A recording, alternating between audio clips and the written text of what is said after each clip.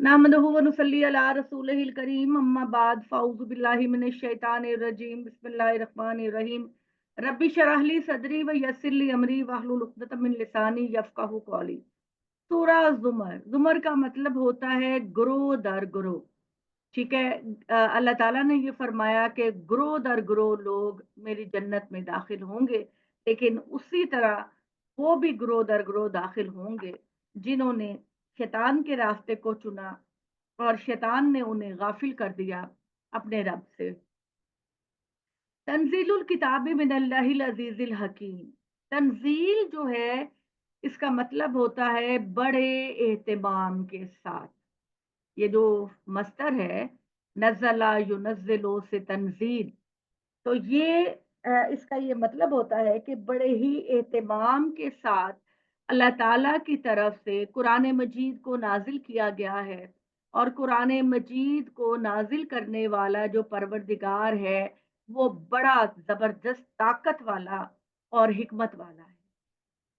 ठीक है। ये अल्लाह ताला की दो ऐसी सिफ़ात हैं कि जिसमें एक तो अल्लाह ताला कहते हैं कि बड़ा गिरफ्त में लेने वाला है हर चीज़ को, लेकिन साथ ही ये बात कह दी कि वो किसी को भी सज़ा नहीं देता या उसका कोई ऐसा फैसला नहीं होता जो लोगों के खिलाफ जाए, उसके हर मामले के अंदर हिकमत होती है। तो वो इसको कहते हैं। आप जी सूरह ज़ुमर को स्टार्ट करें। जी, जी, सूरह ज़ुमर को स्टार्ट करें, अभी हम उसके स्टार्ट पर ही हैं। इन्ना अंज़लना इलैकल किताबा बिल हक़्क़ि फ़अब्दिल्लाह मुख़लिसन लहुद्दीन। बेशक हमने ए मोहम्मद सल्लल्लाहु अलैहि वसल्लम आपकी तरफ इस कुरान को बिल्कुल सच्चाई के साथ नाजिल किया है, मकसद के साथ नाजिल किया है। तो चुनाचे ए मोहम्मद सल्लल्लाहु अलैहि वसल्लम आप अल्लाह के लिए ही अपने दीन को खालिस करके सिर्फ अल्लाह ही की इबादत कीजिए।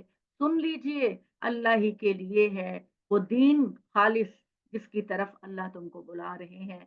और वो लोग जिन्होंने अल्लाह के अलावा दूसरे कारसाज बना रखे हैं, हम उनकी इबादत नहीं करते। वो ये लोग कहते हैं, मक्का के कुरैश की ये बात कहते हैं कि हम इनकी इबादत सिर्फ इसलिए करते हैं कि ये हमें अल्लाह के करीब कर दे।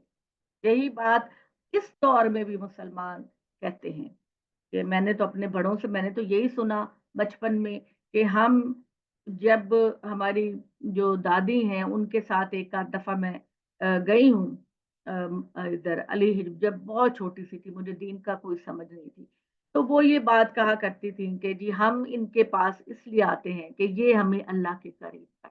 तो ये वाला जो मफरूज़ा है, ये लगता बड़ा अच्छा है, लेकिन जब आप कुरान पढ़ते हैं, तो इसका मतलब ये है कि कुरान मजीद तो बिल्कुल इन चीज़ों का इनकार करता है, बिल्कुल। अल्लाह कहता है मेरे करीब होने के लिए मैं खुद ही काफ़ी हूँ, किसी को दरमियान में डालने की ज़रूरत नहीं है तुम्हें, मैं खुद हूँ। और बेशक अल्लाह ताला इनके दरमियान इनके जो इख्तिलाफ़ात हैं, उनके दरमियान फैसला।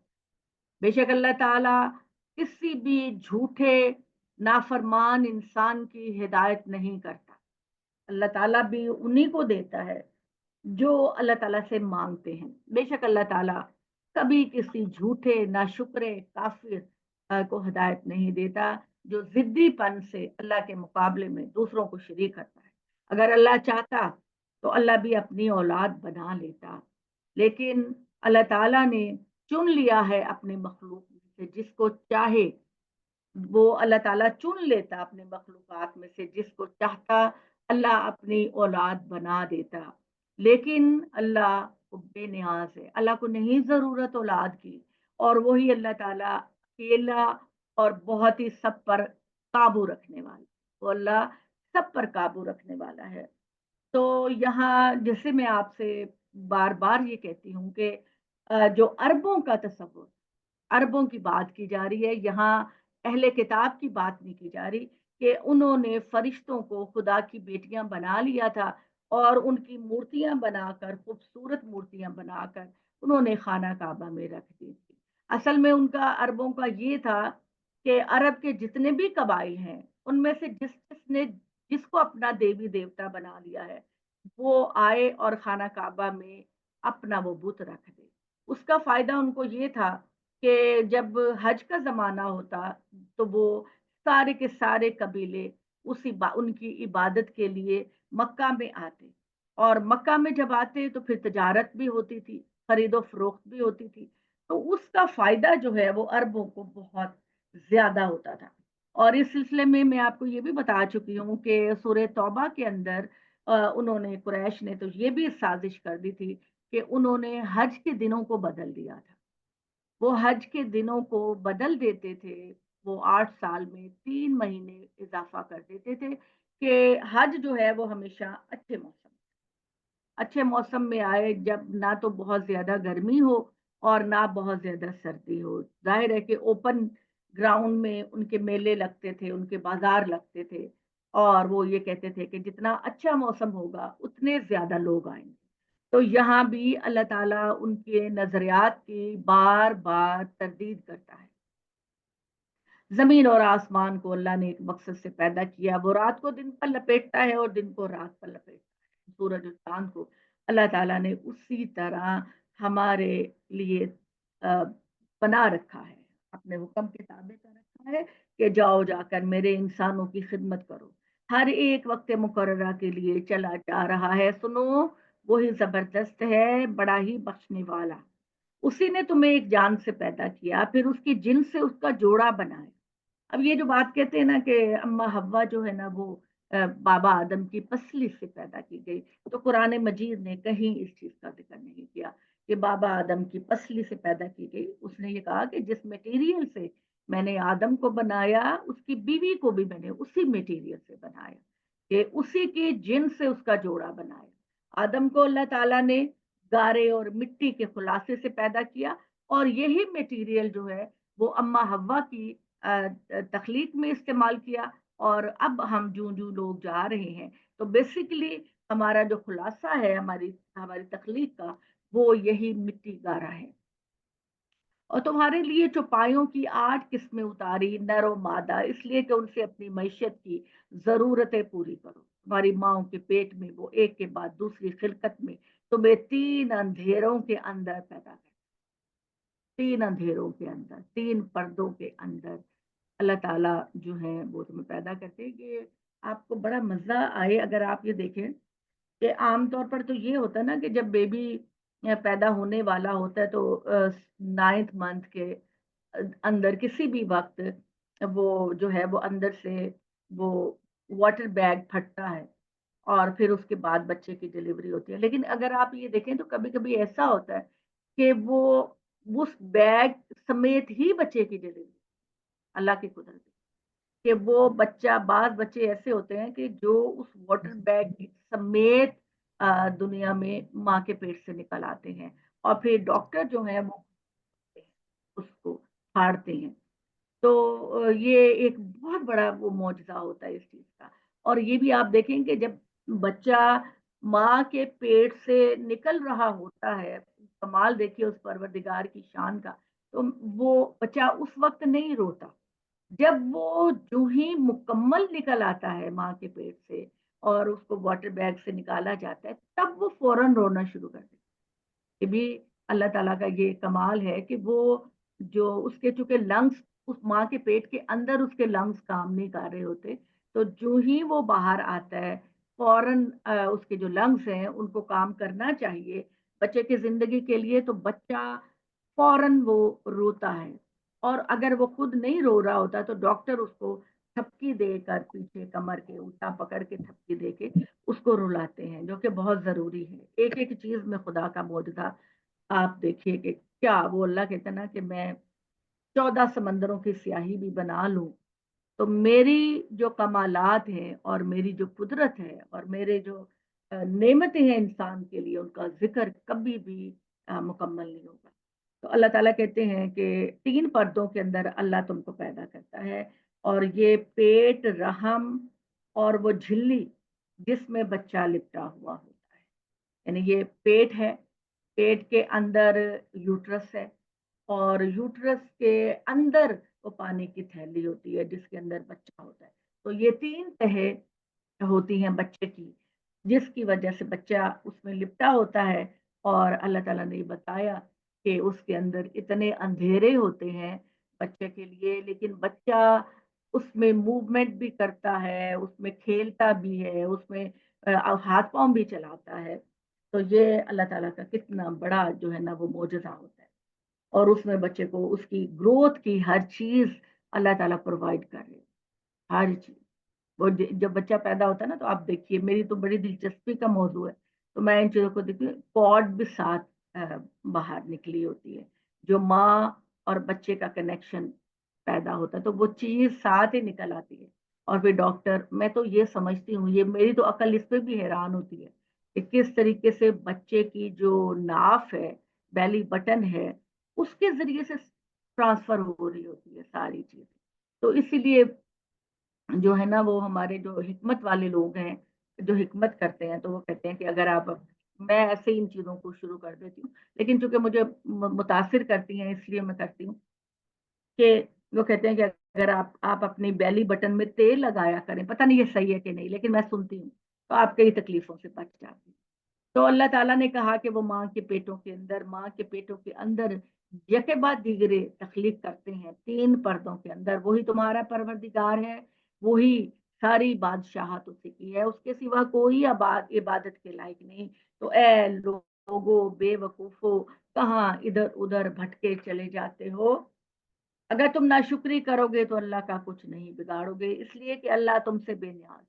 ہاں، وہ اپنے بندوں کے لیے ناشکری کو پسند نہیں کرتا، اور اگر شکر گزار ہوں گے تو وہ تمہارے لیے تمہیں بہت پسند کرے گا اور تمہیں بہت کچھ عنایتیں کرے گا۔ اور اگر یاد رکھو، قیامت کے دن کوئی بوجھ اٹھانے والا کسی دوسرے کا بوجھ نہیں اٹھائے گا، پھر تمہاری واپسی تمہارے پروردگار کی طرف ہو، تو جو کچھ تم کرتے رہے ہو وہ تمہیں بتا دے گا۔ حقیقت یہ ہے کہ وہ تو دلوں کے بھیدوں کو بھی جانتا ہے۔ انسان کا معاملہ بھی عجیب ہے کہ اس کو جب کوئی مصیبت پہنچتی ہے تو وہ اپنے پروردگار کی طرف متوجہ ہو کر اس کو پکارتا ہے، پھر جب اس کا پروردگار اپنی طرف سے اس کو فضل عنایت کرتا ہے، تو پہلے جس چیز کے لیے وہ پکار رہا ہوتا ہے اس کو بھول جاتا ہے، انسان کو بھول جاتا ہے کہ وہ کتنا اللہ کے سامنے گڑ گڑاتا تھا، روتا تھا کہ اے اللہ میری اس دعا کو قبول کر لے۔ اور جب اللہ تعالیٰ اس کی اس دعا کو قبول کر لیتے ہیں تو وہ پھر سارا کریڈٹ جو ہے نا وہ اپنے شریکوں کو، جو اللہ کے ساتھ شریک کرتا ہے، اس کو دینے لگ جاتا ہے۔ تو کہو کہ اپنے کفر کا فائدہ اٹھا لو، کل تمتع بکفرکم قلیلا، تم خدا کی جو ناشکری کرتے ہو تو فائدہ اٹھا لو، مگر یہ فائدہ بہت چھوٹا سا ہو، بڑا معمولی فائدہ ہے جو تمہیں ملے گا، اور کیونکہ جب تم اللہ کے پاس آؤ گے تو اللہ تو بالکل شرک کو برداشت نہیں کرتا، اور اس دن اے لوگو تم بے شک جہنمی بن جاؤ گے۔ کیا وہ شخص جو راتوں کو اٹھ اٹھ کر اللہ کے حضور میں سجدے کرتا ہے، قیام کرتا ہے، آخرت میں ڈرتا ہے اللہ کے سامنے کھڑے ہو کر جواب دینے سے، اور وہ امید رکھتا ہے اپنے پروردگار کی رحمت کی، وہ امید رکھتا ہے، تو کہو اے محمد ان سے کہ کیا وہ لوگ جو خدا کے دین کو سمجھتے ہیں اور اس پر عمل کرتے ہیں، اور وہ لوگ جو خدا کی ناشکری اور کفر کرتے ہیں کچھ نہیں جانتے، اللہ ان سب کو برابر کر دے گا؟ کیا تمہارا یہ خیال ہے کہ اللہ تعالیٰ ان سب کو برابر کر دے گا؟ کتنے بے وقوف ہو تم! اور کیا تم دنیا میں ایک گنگے بہرے اور ایک دیکھنے والے سمجھدار انسان کو برابر کرتے ہو؟ جو میں کروں گا تمہارے ساتھ، تمہارا سارا معاملہ تمہارے اعمال کے لحاظ سے کیا جائے گا، اس لیے سنبھل جاؤ۔ قل یا عباد الذین آمنوا اتقوا ربکم للذین احسنوا فی هذه الدنیا حسنہ وارض اللہ واسعہ۔ انہیں جب ان کے حال پر چھوڑ دو اے محمد، اور کہہ دو کہ میرے بندو جو ایمان لائے ہو اپنے رب سے ڈرتے رہو، اور یاد رکھو کہ جو لوگ اس دنیا میں بھلائی اختیار کریں گے ان کے لیے آخرت میں بھی بھلائی ہے۔ تمہارے وطن کی سرزمین اگر تمہاری تنگ کر دی گئی تو مایوس نہ ہو۔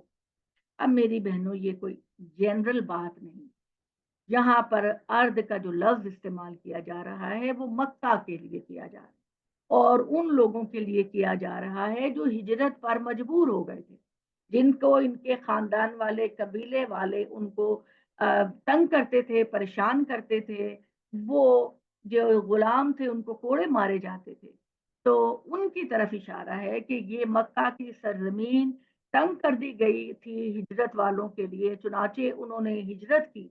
تو اللہ تعالیٰ کہتے ہیں کہ مایوس نہ ہو، اللہ کی سرزمین بڑی وسیع ہے، اس کی راہیں تمہارے لیے کھول دے گا، اور اس کے جو بندے ان آزمائشوں میں ثابت قدم رہیں گے ان کے لیے ان کا صلہ حساب ان کو دیا جائے گا۔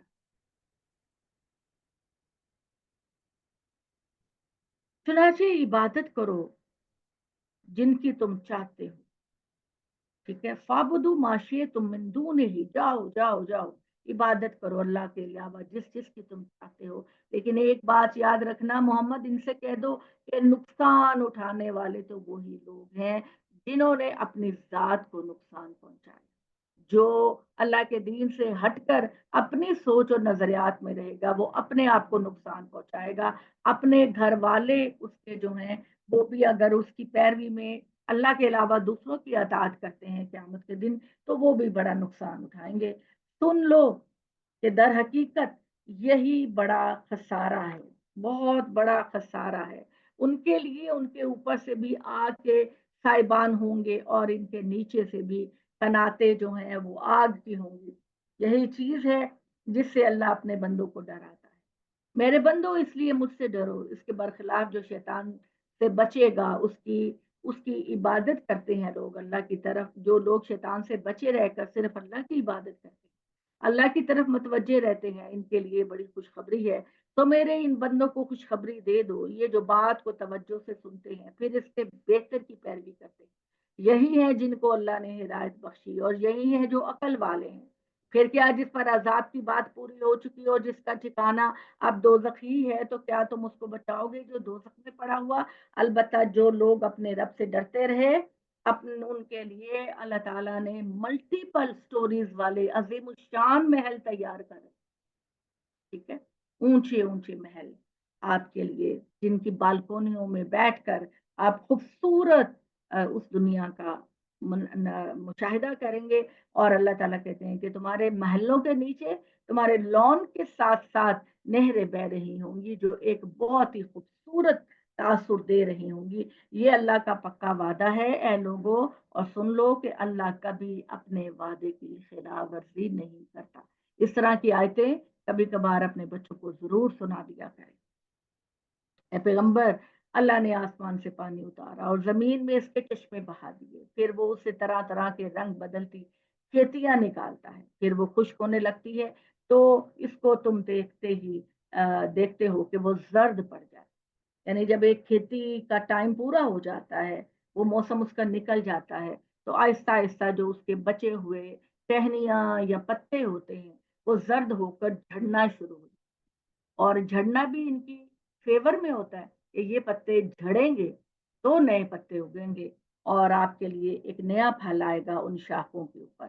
تو اللہ تعالیٰ کہتے ہیں کہ وہ ان کو ریزہ ریزہ کر دیتا ہے، اس میں یقیناً عقل والوں کے لیے بڑی یاد ہے۔ افسوس ان پر جن کے دل سخت ہو گئے، پھر کیا وہ جن کا سینہ اللہ نے اسلام کے لیے کھول دیا ہے، وہ اپنے رب کی طرف سے روشنی پر ہے، ان لوگوں کے برابر ہو جائیں گے جن کے دل سخت ہو چکے ہیں۔ سو خرابی ہے ان کے لیے جن کے دل کی یاد دہانی کے معاملے میں سخت ہو گئے، یہی کھلی ہوئی گمراہی ہے۔ لوگوں، اللہ نے بہترین کلام اتارا ہے قرآن مجید کی صورت میں، یہ ایک ایسی کتاب کی صورت میں جس کا ہر جز دوسرے سے ہم رنگ، یعنی مضمون ملتے جلتے ہیں، اور جس کی صورتیں جوڑے جوڑے ہیں۔ بجائیے اللہ تعالیٰ کی کہ اللہ تعالیٰ نے یہ بات کہی ہے کہ اس کائنات کی تمام چیزیں نر اور مادہ ہیں، میل اور فیمیل ہیں، اس کائنات کی ہر چیز، ایون پھل پودے درخت ہر چیز، ایون اللہ تعالیٰ یہ کہتے ہیں کہ قرآن مجید کی صورتیں بھی جوڑا جوڑا، اللہ نزل احسن الحدیث کتابا متشابہا مثانیہ، مثانی کا مطلب ہوتا ہے جوڑا جوڑا، یعنی ان کے مضمون تو سب کا ٹچ دیتا ہے ہر طرح کا۔ There are 7 groups of Quran, 7 group ہیں قرآن مجید کے اپنے مضمونوں کے لحاظ سے، لیکن ہر سورہ میں کہیں نہ کہیں ٹچ آپ کو دوسری صورتوں کے مضامین کا بھی ملتا ہے، لیکن उसके अलावा 7 ग्रुपों के अलावा तकरीबन तकरीबन की बात कर रही हूँ, तकरीबन तमाम सूरतें जोड़ा जोड़, ठीक है। अल्लाह ताला खुद कह रहे हैं, मिसाल के तौर पर आप ये देखिए कि अगर आप सूरह बकरा को और सूरह आले इमरान को देखते हैं तो इनका मज़मून बिल्कुल एक जैसा है। सूरह बकरा जो है उसके खिताब मुखातिब यहूदी हैं, और आले इमरान के अंदर अल्लाह ताला ने ईसाइयों के जो गलत नजरियात हैं अल्लाह के बारे में कि ईसा जो है वो खुदा के बेटे हैं या वो खुद खुदा हैं, इस चीज की नफी की गई है।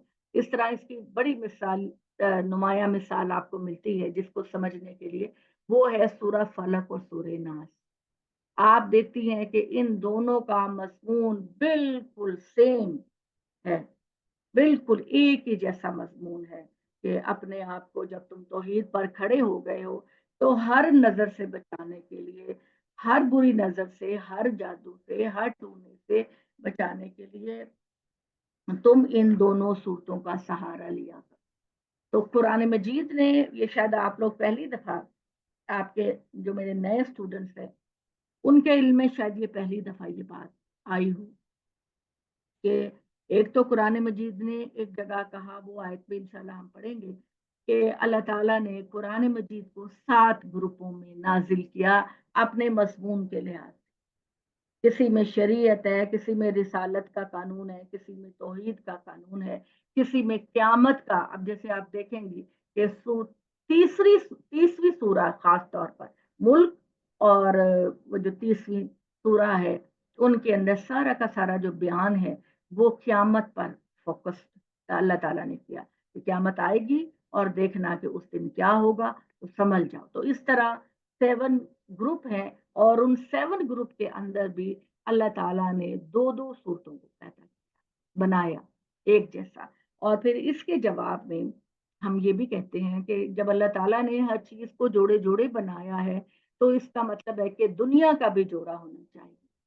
तो बिल्कुल है। आखिरत, दुनिया में हर सवाल का जवाब जो आपके जहन में आता है वो आखिरत उसकी डिमांड को पूरा करता है। आखिरत में, दुनिया में आप कहते हैं मैं बड़ी लेविश जिंदगी गुजारूं, मैं कभी ना मरूं, मेरी खूबसूरती कभी कम ना हो।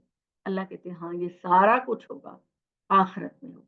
हमारी हर डिमांड को पूरा किया जाएगा, उठने वाली हर हसरत को पूरा किया जाएगा। लेकिन तुम जरा ये पेपर देकर पास हो जाओ, दुनिया के इम्तिहान में पास हो जाओ, सब कुछ मिलेगा जो तुम लेना चाहते। तो अल्लाह ताला कहते हैं कि कुरान की सूरतें जोड़ा जोड़ा है, इससे उन लोगों के रोंगटे खड़े हो जाते हैं जो अपने रब से डरते हैं, फिर उनके जिस्म और उनके दिल नरम होकर अल्लाह की याद की तरफ झुक पड़ते हैं। ये अल्लाह की हिदायत है, इससे वो जिसको चाहता है अपने कानून के मुताबिक हिदायत बख्शता है, और इसी के मुताबिक अल्लाह ताला जो लोग गुमराह होना चाहते हैं अल्लाह उनके दिलों पर जंग लगा देता है, और इन्हें फिर कोई हिदायत देने वाला नहीं। फिर क्या, जो क्यामत के दिन बुरे अजाब की मार अपने चेहरों पर रोकेगा वो इन हिदायत पाने वालों के बराबर हो जाएगा जिन्होंने दुनिया के अंदर सब्र और इस्तिकलाल के साथ मेरे रास्ते की पैरवी की। ऐसे जालिमों से कहा जाएगा कि अब चखो उस कमाई का बदला जो तुम दुनिया में अमाल करते रहे, इससे पहले वालों ने भी इसी तरह झुठला दिया था, तो इन पर हमारा अजाब वहां से आ गया जहां से इनको ख्याल भी नहीं था। फिर अल्लाह ने उनको दुनिया की जिंदगी में भी रुसवाई का मजा चखाया, और आखिरत का अजाब तो इससे कहीं बढ़कर है। ए काश ये लोग इसको समझते। हमने इस कुरान में लोगों के लिए हर किस्म की मिसालें बयान कर दी हैं, इसलिए कि लोग याद दहानी हासिल करें ऐसे कुरान की सूरत में जो अरबी जबान में है, और कुरान मजीद के अंदर कोई टेढ़ नहीं, कुरान मजीद के अंदर कोई ऐसा जुमला नहीं जो तुम्हें उलझा के रख दे। हाँ, अगर तुम समझ कर पढ़ो, अगर तुम समझ के नहीं पढ़ोगे तो ठीक है, जगह जगह तुम फिसल जाओगे, इसलिए कि वो खुदा के अजाब से बचे। ये शिर्क और तौहीद की हकीकत को समझना चाहते हैं मक्का के लोग, तो ए मोहम्मद इनको अल्लाह के लिए एक गुलाम की मिसाल बयान करो। एक गुलाम है जिसके कई आका हैं जो आपस में कशमकश रखते हैं, कभी एक बुलाता है, कभी दो, दूसरा बुलाता है, कभी तीसरा बुलाता है, और वो परेशान है गुलाम कि मैं किसके पास जाऊं और किसकी बात को सुनूं। और दूसरा एक गुलाम ऐसा है जो पूरे का पूरा एक ही शख्स की खिदमत के लिए लगा दिया गया। तो इन गुलामों में से किसकी हैसियत ज्यादा बेहतर होगी और कौन पुरसुकून होगा? जाहिर है वही जो जिसका सिर्फ एक ही आका है और उसने सिर्फ एक ही आका की खिदमत करनी है। क्या इन दोनों का हाल यकसा होगा? हरगिज नहीं। हकीकत यह है कि शुक्र का सजावार सिर्फ अल्लाह है, लेकिन इनमें से अक्सर लोग नहीं जानते। इनकी जिद पर गम ना करो ए मोहम्मद, तुमको भी यकीनन मरना है और ये भी मरने वाले हैं।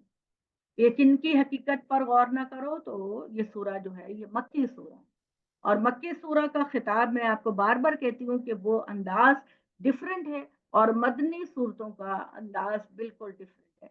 तो इसमें अल्लाह ताला ने कहा कि मोहम्मद अपनी कौम के लोगों पर गम ना खाओ, तुमको भी यकीनन अल्लाह के पास आना है और ये भी यकीनन मरने के बाद अल्लाह के पास आएंगे।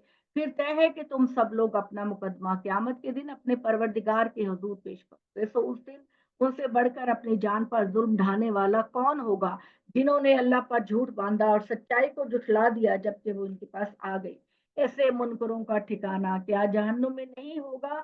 हाँ, जो सच्चाई लेकर आया, जिन्होंने पूरे दिल के साथ इसको माना, वही अजाब से बचने वाले हैं। इनके लिए उनके परवरदिगार के यहाँ जो चाहेंगे सिला होगा। ये सिला है उनका जो खूबी से अमल करने वाले हैं, इसलिए कि जो अमल उन्होंने किए थे उसके बदतर अंजाम को अल्लाह ही उनसे दूर करेगा और इनका अजर उनको अता करेगा, और अल्लाह के पास इनके अमाल का बेहतरीन सिला है। ठीक है। तुम इनसे तुम इनसे क्यों डरो है मोहम्मद? तुम्हें क्यों जरूरत है कि तुम इनकी साजिशों से डरो? क्या अल्लाह अपने बंदे के लिए काफी नहीं? और ए मोहम्मद, ये तुमको डराते हैं, जो उन्होंने इसके सिवा बुत बना रखे हैं उनसे डराते हैं। आप इनकी परवाह ना करो, इसलिए अल्लाह आपकी हिफाजत करने वाला है, और इन्हें दर हकीकत अल्लाह ताला ने ही आजादी में छोड़ दिया है कि तुम गुमराही के रास्ते पर चलो। और जिन्हें खुदा अपने कानून के मुताबिक गुमराही में डाल देता है, इन्हें फिर कोई हिदायत देने वाला नहीं। और जिन्हें अल्लाह ताला हिदायत बख्शते हैं तो इन्हें कोई हिदायत गुमराह करने वाला नहीं। इसलिए क्यों डरो आप इनसे? अल्लाह खुद जबरदस्त और इंतकाम लेने वाला है इन लोगों से। अगर तुम इनसे पूछो कि जमीन और आसमान को किसने पैदा किया, तो वो जरूर कहेंगे कि अल्लाह ने। कहो फिर तुमने सोचा कि अगर अल्लाह मुझे कोई तकलीफ पहुंचाना चाहे तो अल्लाह के सिवा जिन देवियों को तुम पुकारते हो, क्या उसकी पहनाई पहुंचाई हुई तकलीफ को दूर कर सकती हैं? या अल्लाह मुझ पर कोई फजल करना चाहे तो क्या इसके सिवा फजल को रोकने वाला कोई हो सकता है? कह दो मेरे लिए अल्लाह काफी है, और भरोसा करने वालों को सिर्फ अल्लाह पर ही इतिमाद करना चाहिए। कह दो मेरी कौम के लोगों, अब ये कौन कह रहे? नबी सल्लल्लाहु अलैहि वसल्लम अपनी कौम के लोगों को, तुम अपने तरीके पर काम करो, मैं अपने तरीके पर काम करता हूँ, फिर जल्दी तुमको मालूम हो जाएगा कि किस पर वो अजाब आता है जो उसको रुस्वा करके रख देता है, और किस पर वो अजाब आता है जो आकर टिक जाएगा इनके ऊपर जब तक कि ये पूरी तरह खसो खाशाक की तरह उड़ ना जाए। मोहम्मद सल्लल्लाहु अलैहि वसल्लम, तुम पर इनके समझाने की जिम्मेदारी है, इसमें कुछ शक नहीं कि लोगों की हिदायत के लिए ये किताब हमने तुम पर हक के साथ उतारी है। लिहाजा जो हिदायत पाएगा वो अपने लिए पाएगा, और जो गुमराही इख्तियार करेगा तो उसकी गुमराही का वबाल उसी के ऊपर होगा। तुम इनकी गुमराही की कोई जिम्मेदारी नहीं ले लोगे। हकीकत यह है कि अल्लाह ही जाने।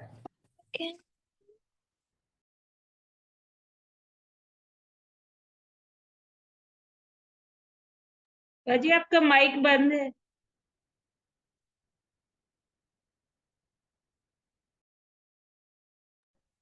मैंने तो इतना ज्यादा पढ़ लिया है। बस थोड़ी अभी देर बंद बाकी हुआ है, है। अभी 2-4 लाइनों में बंद हुआ है। अभी तो ये बंद। कैसे 2-4 बंद होगा? लाइनों मैंने की। तो अच्छा, ठीक है, प्लीज जल्दी बता दिया करें। हमने इस कुरान को लोगों की हिदायत के लिए नाजिल किया है, तो जो हिदायत हासिल करेगा उसका फायदा उसको होगा, और जो गुमराह हो जाएगा तो बेशक अल्लाह ताला जो है वो खुद अपनी जिम्मेदारी उठाएगा। और मोहम्मद सल्लल्लाहु अलैहि वसल्लम, क़यामत के दिन अल्लाह आपसे नहीं पूछेगा कि ये क्यों गुमराह हुए। अल्लाह ताला जो है वो जाने कब करता है, जब उनकी मौत का वक्त आ जाता है, और जिनकी मौत नहीं आती इन्हें भी नींद की हालत में इसी तरह कब्ज कर लेता है। यानी जब हम सोते हैं तो हमारी कैफियत बिल्कुल ऐसी होती है कि जैसे कि हम मर गए, बिल्कुल बेखबर। اور جن کی موت نہیں آئی ہوتی انہیں بھی نیند کی حالت میں اسی طرح قبض کر لیتا ہے، پھر جن کی موت کا فیصلہ کر چکا اس کو روک لیتا ہے، اور جو باقی ہیں انہیں مقررہ وقت تک کے لیے رہا کر دیتا ہے۔ اس میں یقیناً ان لوگوں کے لیے نشانیاں ہیں جو غور کرنے والی۔ اس کے باوجود کیا انہوں نے اللہ کے مقابل میں دوسروں کو سفارشی بنا رکھا ہے؟ ان سے کہو اگرچہ وہ کچھ اختیار نہیں رکھتے اور کچھ عقل و شعور رکھتے ہیں، کہو سفارش تمام تر اللہ ہی کے اختیار میں ہے، کوئی انسان آ کر ان کی سفارش نہیں کرے گا۔ زمین و آسمان کی بادشاہت صرف اللہ کی ہے، پھر تم اس کی طرف لوٹائے جاؤ گے۔ یہ اس حماقت کا نتیجہ ہے، جب اکیلے خدا کا ذکر کیا جائے تو لوگ آخرت کو نہیں مانتے کہ اس میں خدا کی بلاگ عدالت اپنا فیصلہ سنائے گی۔ اللہ تعالیٰ بالکل غیر جانبدار ہو کر لوگوں کے اعمال کا فیصلہ کریں گے۔ ان کے دل کڑتے ہیں اور جب اللہ کے سوا دوسروں کا ذکر ہوتا ہے تو فوراً خوش ہو جاتے ہیں۔ ان کا معاملہ اب اللہ کے حوالے کرو اور کہو اے اللہ، زمین و آسمان کے پیدا کرنے والے، غائب و حاضر کے جاننے والے، اپنے بندوں کے درمیان تو ہی اس چیز کا فیصلہ کرے گا جس میں وہ اختلاف کر رہے ہیں۔ یہ اس وقت نہیں مان رہے، لیکن ان ظالموں کے پاس اگر وہ سب کچھ ہو جو زمین میں ہے اور اس کے ساتھ اتنا ہی اور بھی، تب بھی یہ اللہ سے، اللہ کے برے عذاب سے اپنے آپ کو نہیں بچا سکتے۔ یہ ساری دولت، سارا سونا چاندی، ہیرے جواہرات سب اللہ کو دے کر اپنے آپ کو بچانا چاہیں گے تو تب بھی نہیں بچا پائیں گے۔ لیکن اللہ کی طرف سے انہیں وہ معاملہ پیش آئے گا جس کا یہ گمان بھی نہیں رکھتا۔ ان کے اعمال کے برے نتائج ان کے سامنے آ جائیں گے اور انہیں وہی چیز گھیر لے گی جس کا یہ مذاق اڑاتے ہیں۔ تو انسان کا معاملہ بھی بڑا عجیب ہے۔ اس کو جب کوئی تکلیف پہنچتی ہے تو وہ ہمیں پکارتا ہے، اور پھر جب ہم اپنی طرف سے اس کی تکلیف کو دور کر دیتے ہیں تو وہ اللہ تعالیٰ دور کر دیتے ہیں، تو پھر وہ اپنے ان شریکوں کو اس کا کریڈٹ دینا شروع کر دیتے ہیں۔ ہرگز نہیں، یہ دنیا کی زندگی ایک آزمائش ہے، لیکن ان کے اکثر لوگ نہیں جانتے۔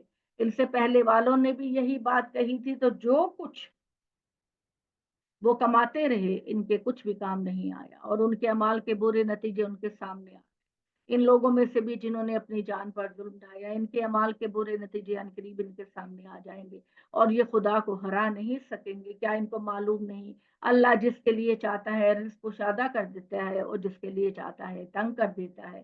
حقیقت یہ ہے کہ اس میں ان لوگوں کے لیے بڑی نشانیاں ہیں جو ایمان لانا چاہتے ہیں۔ ان سے کہو میرے بندو جنہوں نے میرے ساتھ دوسروں کو شریک ٹھہرا رکھا ہے، تم اپنی جانوں پر خود زیادتی کرتے ہیں۔ اللہ کی رحمت سے مایوس نہ ہو، اللہ تمہارے سارے گناہ بخش دے گا۔ اس میں کچھ شک نہیں کہ اللہ بڑا ہی بخشنے والا ہے، اس کی شفقت اپنے بندوں کے سروں پر ہمیشہ ہے۔ تم اپنے پروردگار کی طرف رجوع کرو اے محمد صلی اللہ علیہ وسلم، اور اس کے فرما بردار بن جاؤ اس سے پہلے کہ تم پر اس کا عذاب آ جائے، پھر تمہاری کوئی مدد نہیں کی جائے۔ تم اس بہترین چیز کی پیروی کرو اے محمد جس پر تمہارے پروردگار کی طرف سے تم پر اتاری گئی ہے، اس سے پہلے کہ تم پر اچانک عذاب آ جائے اور تمہیں اس عذاب کی خبر بھی نہ۔ کہیں ایسا نہ ہو بعد میں کوئی کہے ہائے افسوس میری اس کوتاہی پر جو مجھے خدا کے معاملے میں صادر ہوئی، اور حقیقت یہ ہے کہ میں تو مذاق نہیں کرتا۔ یا وہ کہے کہ اگر اللہ نے مجھے ہدایت بخشی ہوتی تو میں بھی ڈرنے والوں میں سے ہوتا، یا عذاب کو دیکھے تو کہے کاش مجھے دنیا میں پھر جانا ہو کہ میں بھی خوبی سے عمل کرنے والوں میں شامل ہوں۔ کیوں نہیں، میں نے تو ہدایت بخشی تھی، چنانچہ میری آیتیں تمہارے پاس آ گئیں، پر اے مکہ کے لوگوں تم نے جانتے بوجھتے اسے جھٹلا دیا، تکبر کیا۔ انسان کیوں انکار کرتا ہے حق کا؟ کیونکہ وہ تکبر میں مبتلا ہوتا ہے۔ چنانچہ میری آیتیں تمہارے پاس آئی تھیں پر تم نے انہیں جھٹلا دیا اور تکبر کیا اور منکروں میں شامل رہے۔ لوگوں قیامت کے دن تم دیکھو گے کہ ان کے چہرے سیاہ ہیں جنہوں نے خدا کے شریک ٹھہرا کر خدا پر جھوٹ باندھا ہے۔ ان تکبر کرنے والوں کا ٹھکانہ جہنم میں ہو۔ اس دن اللہ ان کو ان کی منمانی مامن میں نجات، ان کو ان کی دوزخ سے اجازت نہیں ملے گی، لیکن جو لوگ ایمان لے کر آئیں گے اللہ تعالیٰ ان کو ان کے امن کے ساتھ نجات دے گا۔ جو اس سے ڈرتے رہے ان کو وہاں انہیں کوئی نقصان نہیں پہنچایا جائے گا اور نہ ہی وہ غم زدہ ہوں۔ حقیقت یہ ہے کہ اللہ ہی ہر چیز کا خالق ہے، وہی ہر چیز کا نگہباں ہے۔ زمین و آسمان کی کنجیاں اللہ ہی کے پاس ہے، اس کے خزانوں سے کوئی دوسرا کچھ بھی نہیں لے سکتا۔ اس لیے جنہوں نے اللہ کی آیتوں کا انکار کیا وہی گھاٹے میں رہنے والے ہیں۔ मोहम्मद इनसे कहो ए बेवकूफो, ये वाज़े हकाइक है, फिर तुम मुझे अल्लाह के सिवा दूसरों की इबादत के लिए कहते हो, हालांकि तुम्हारी तरफ भी है पैगंबर, ये वही भेजी जा चुकी है उनकी तरफ से जो तुमसे पहले गुजरे हैं। तो अगर तुम शिरक करोगे, अल्लाह ताला नबी सल्लल्लाहु अलैहि वसल्लम से कह रहे हैं कि इनकी बातों में आकर अगर तुमने शिरक किया तो तुम्हारे सारे अमाल जाया जाएंगे, और देखो कि फिर खुदा की पकड़ तो हर एक पर होती है और तुम जरूर खसारे में पड़ोगे। इसलिए हरगिज शिरक ना करो। बार बार अल्लाह कहता है, एक ही डिमांड है, शिरक ना करो, बल्कि सिर्फ अल्लाह की बंदगी करो, इसी के शुक्रगुजार बंदे बनकर। इन लोगों ने अल्लाह की कदर नहीं की जैसे कि उसकी कदर करने का हक था, और उसके शरीक ठहरा दिए।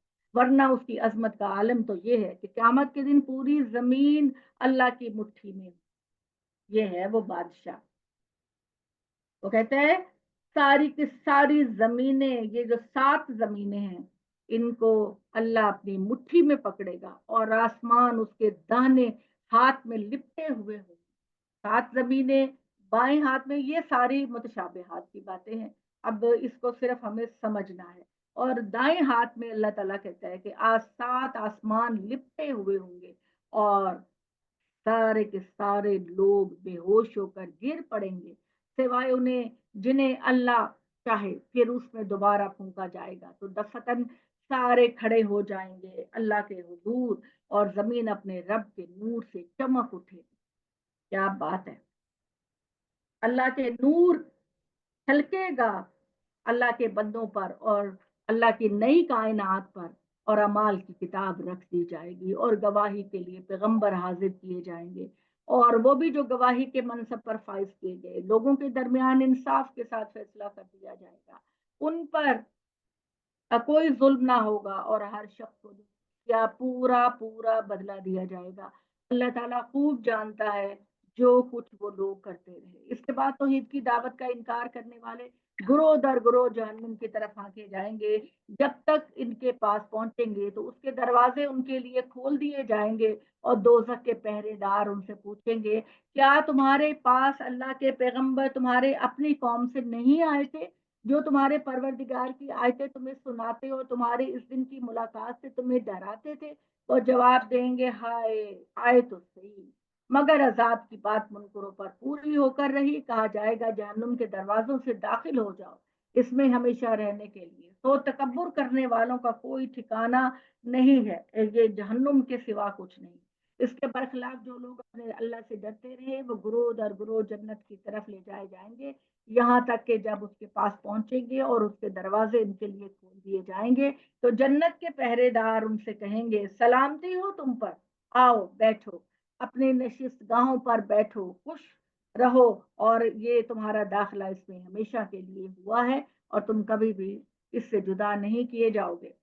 और उनके जवाब में कहेंगे, मोमिन के शुक्र है उस अल्लाह का जिसने हमारे साथ अपना वादा सच्चा कर दिखाया और हमको इस जन्नत का वारिस बनाया। अब हम जन्नत में हैं, जहां चाहें ठहरे, तो ये सिला होगा अल्लाह के नेक बंदों का। तो अमल करने वालों का ये क्या ही बेहतरीन सिला। दुनिया में कोई कोई नेमत भी, किसी ऐसी कोई ऐसा ग्रोह दुनिया में नहीं है जिसको कोई ना कोई महरूमी और दुख ना हो।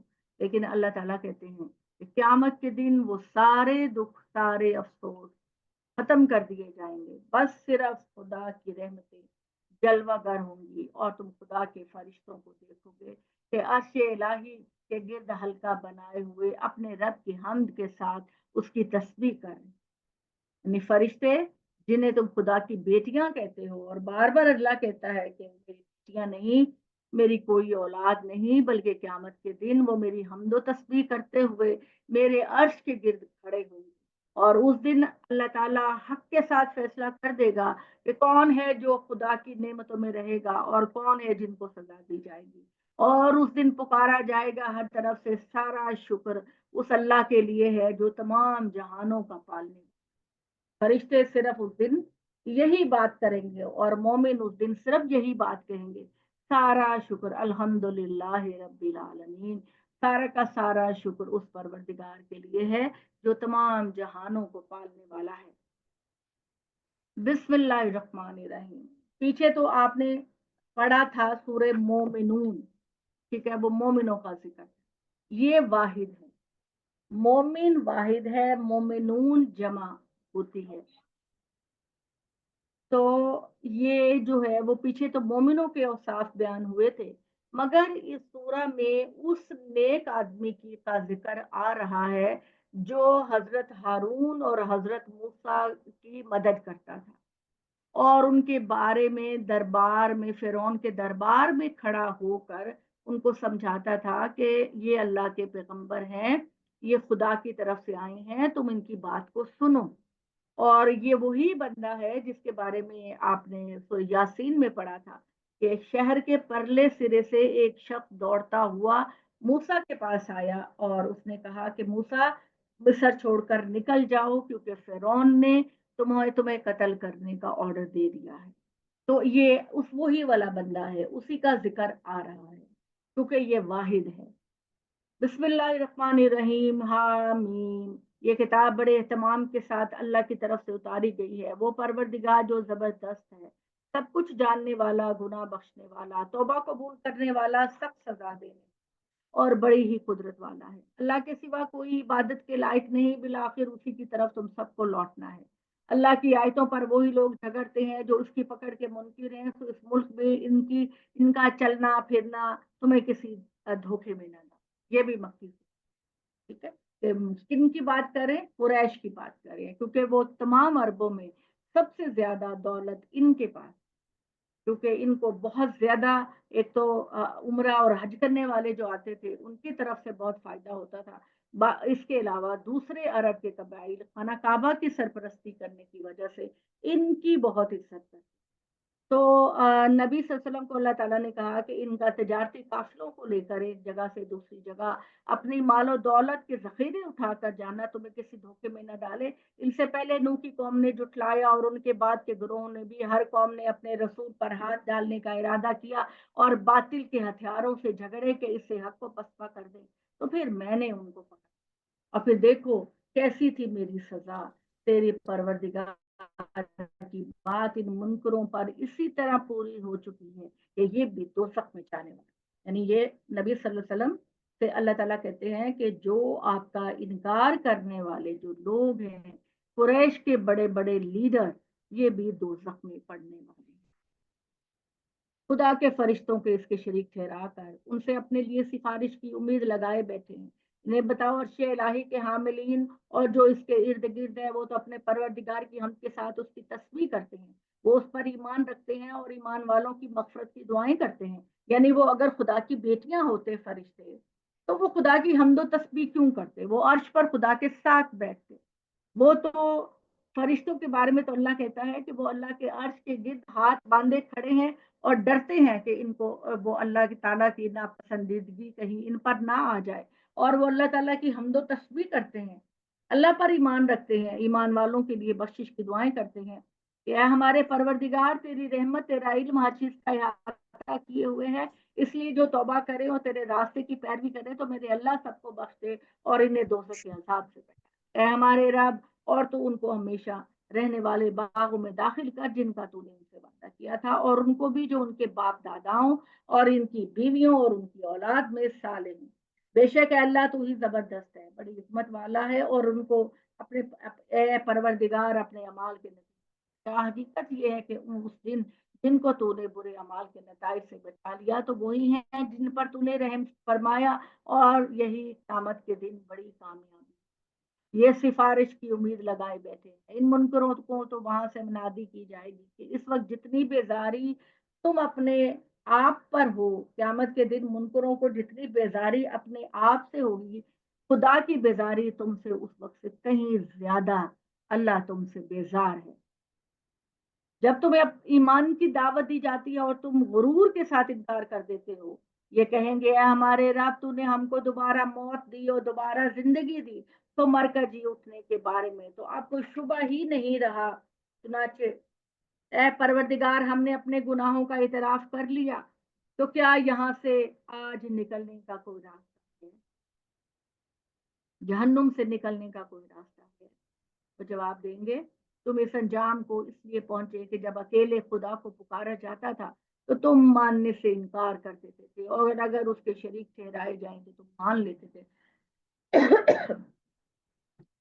تو اب فیصلہ اللہ بزرگ و برتر کے اختیار میں ہے۔ وہی اللہ ہے جو تم کو اپنی نشانیاں دکھاتا ہے اور تمہارے لیے آسمان سے رزق اتارتا ہے۔ اس سے یاد دہانی البتہ وہی لوگ حاصل کرتے ہیں جو رجوع کرنے والے ہیں۔ تو رجوع کرنے والوں، تم صرف اللہ کو پکارو، اپنی اطاعت کو صرف اللہ کے لیے خالص کر لو، چاہے ان منکرین کو جو شرک کرنے والے ہیں ان کو یہ بات کتنی ہی ناپسند ہو۔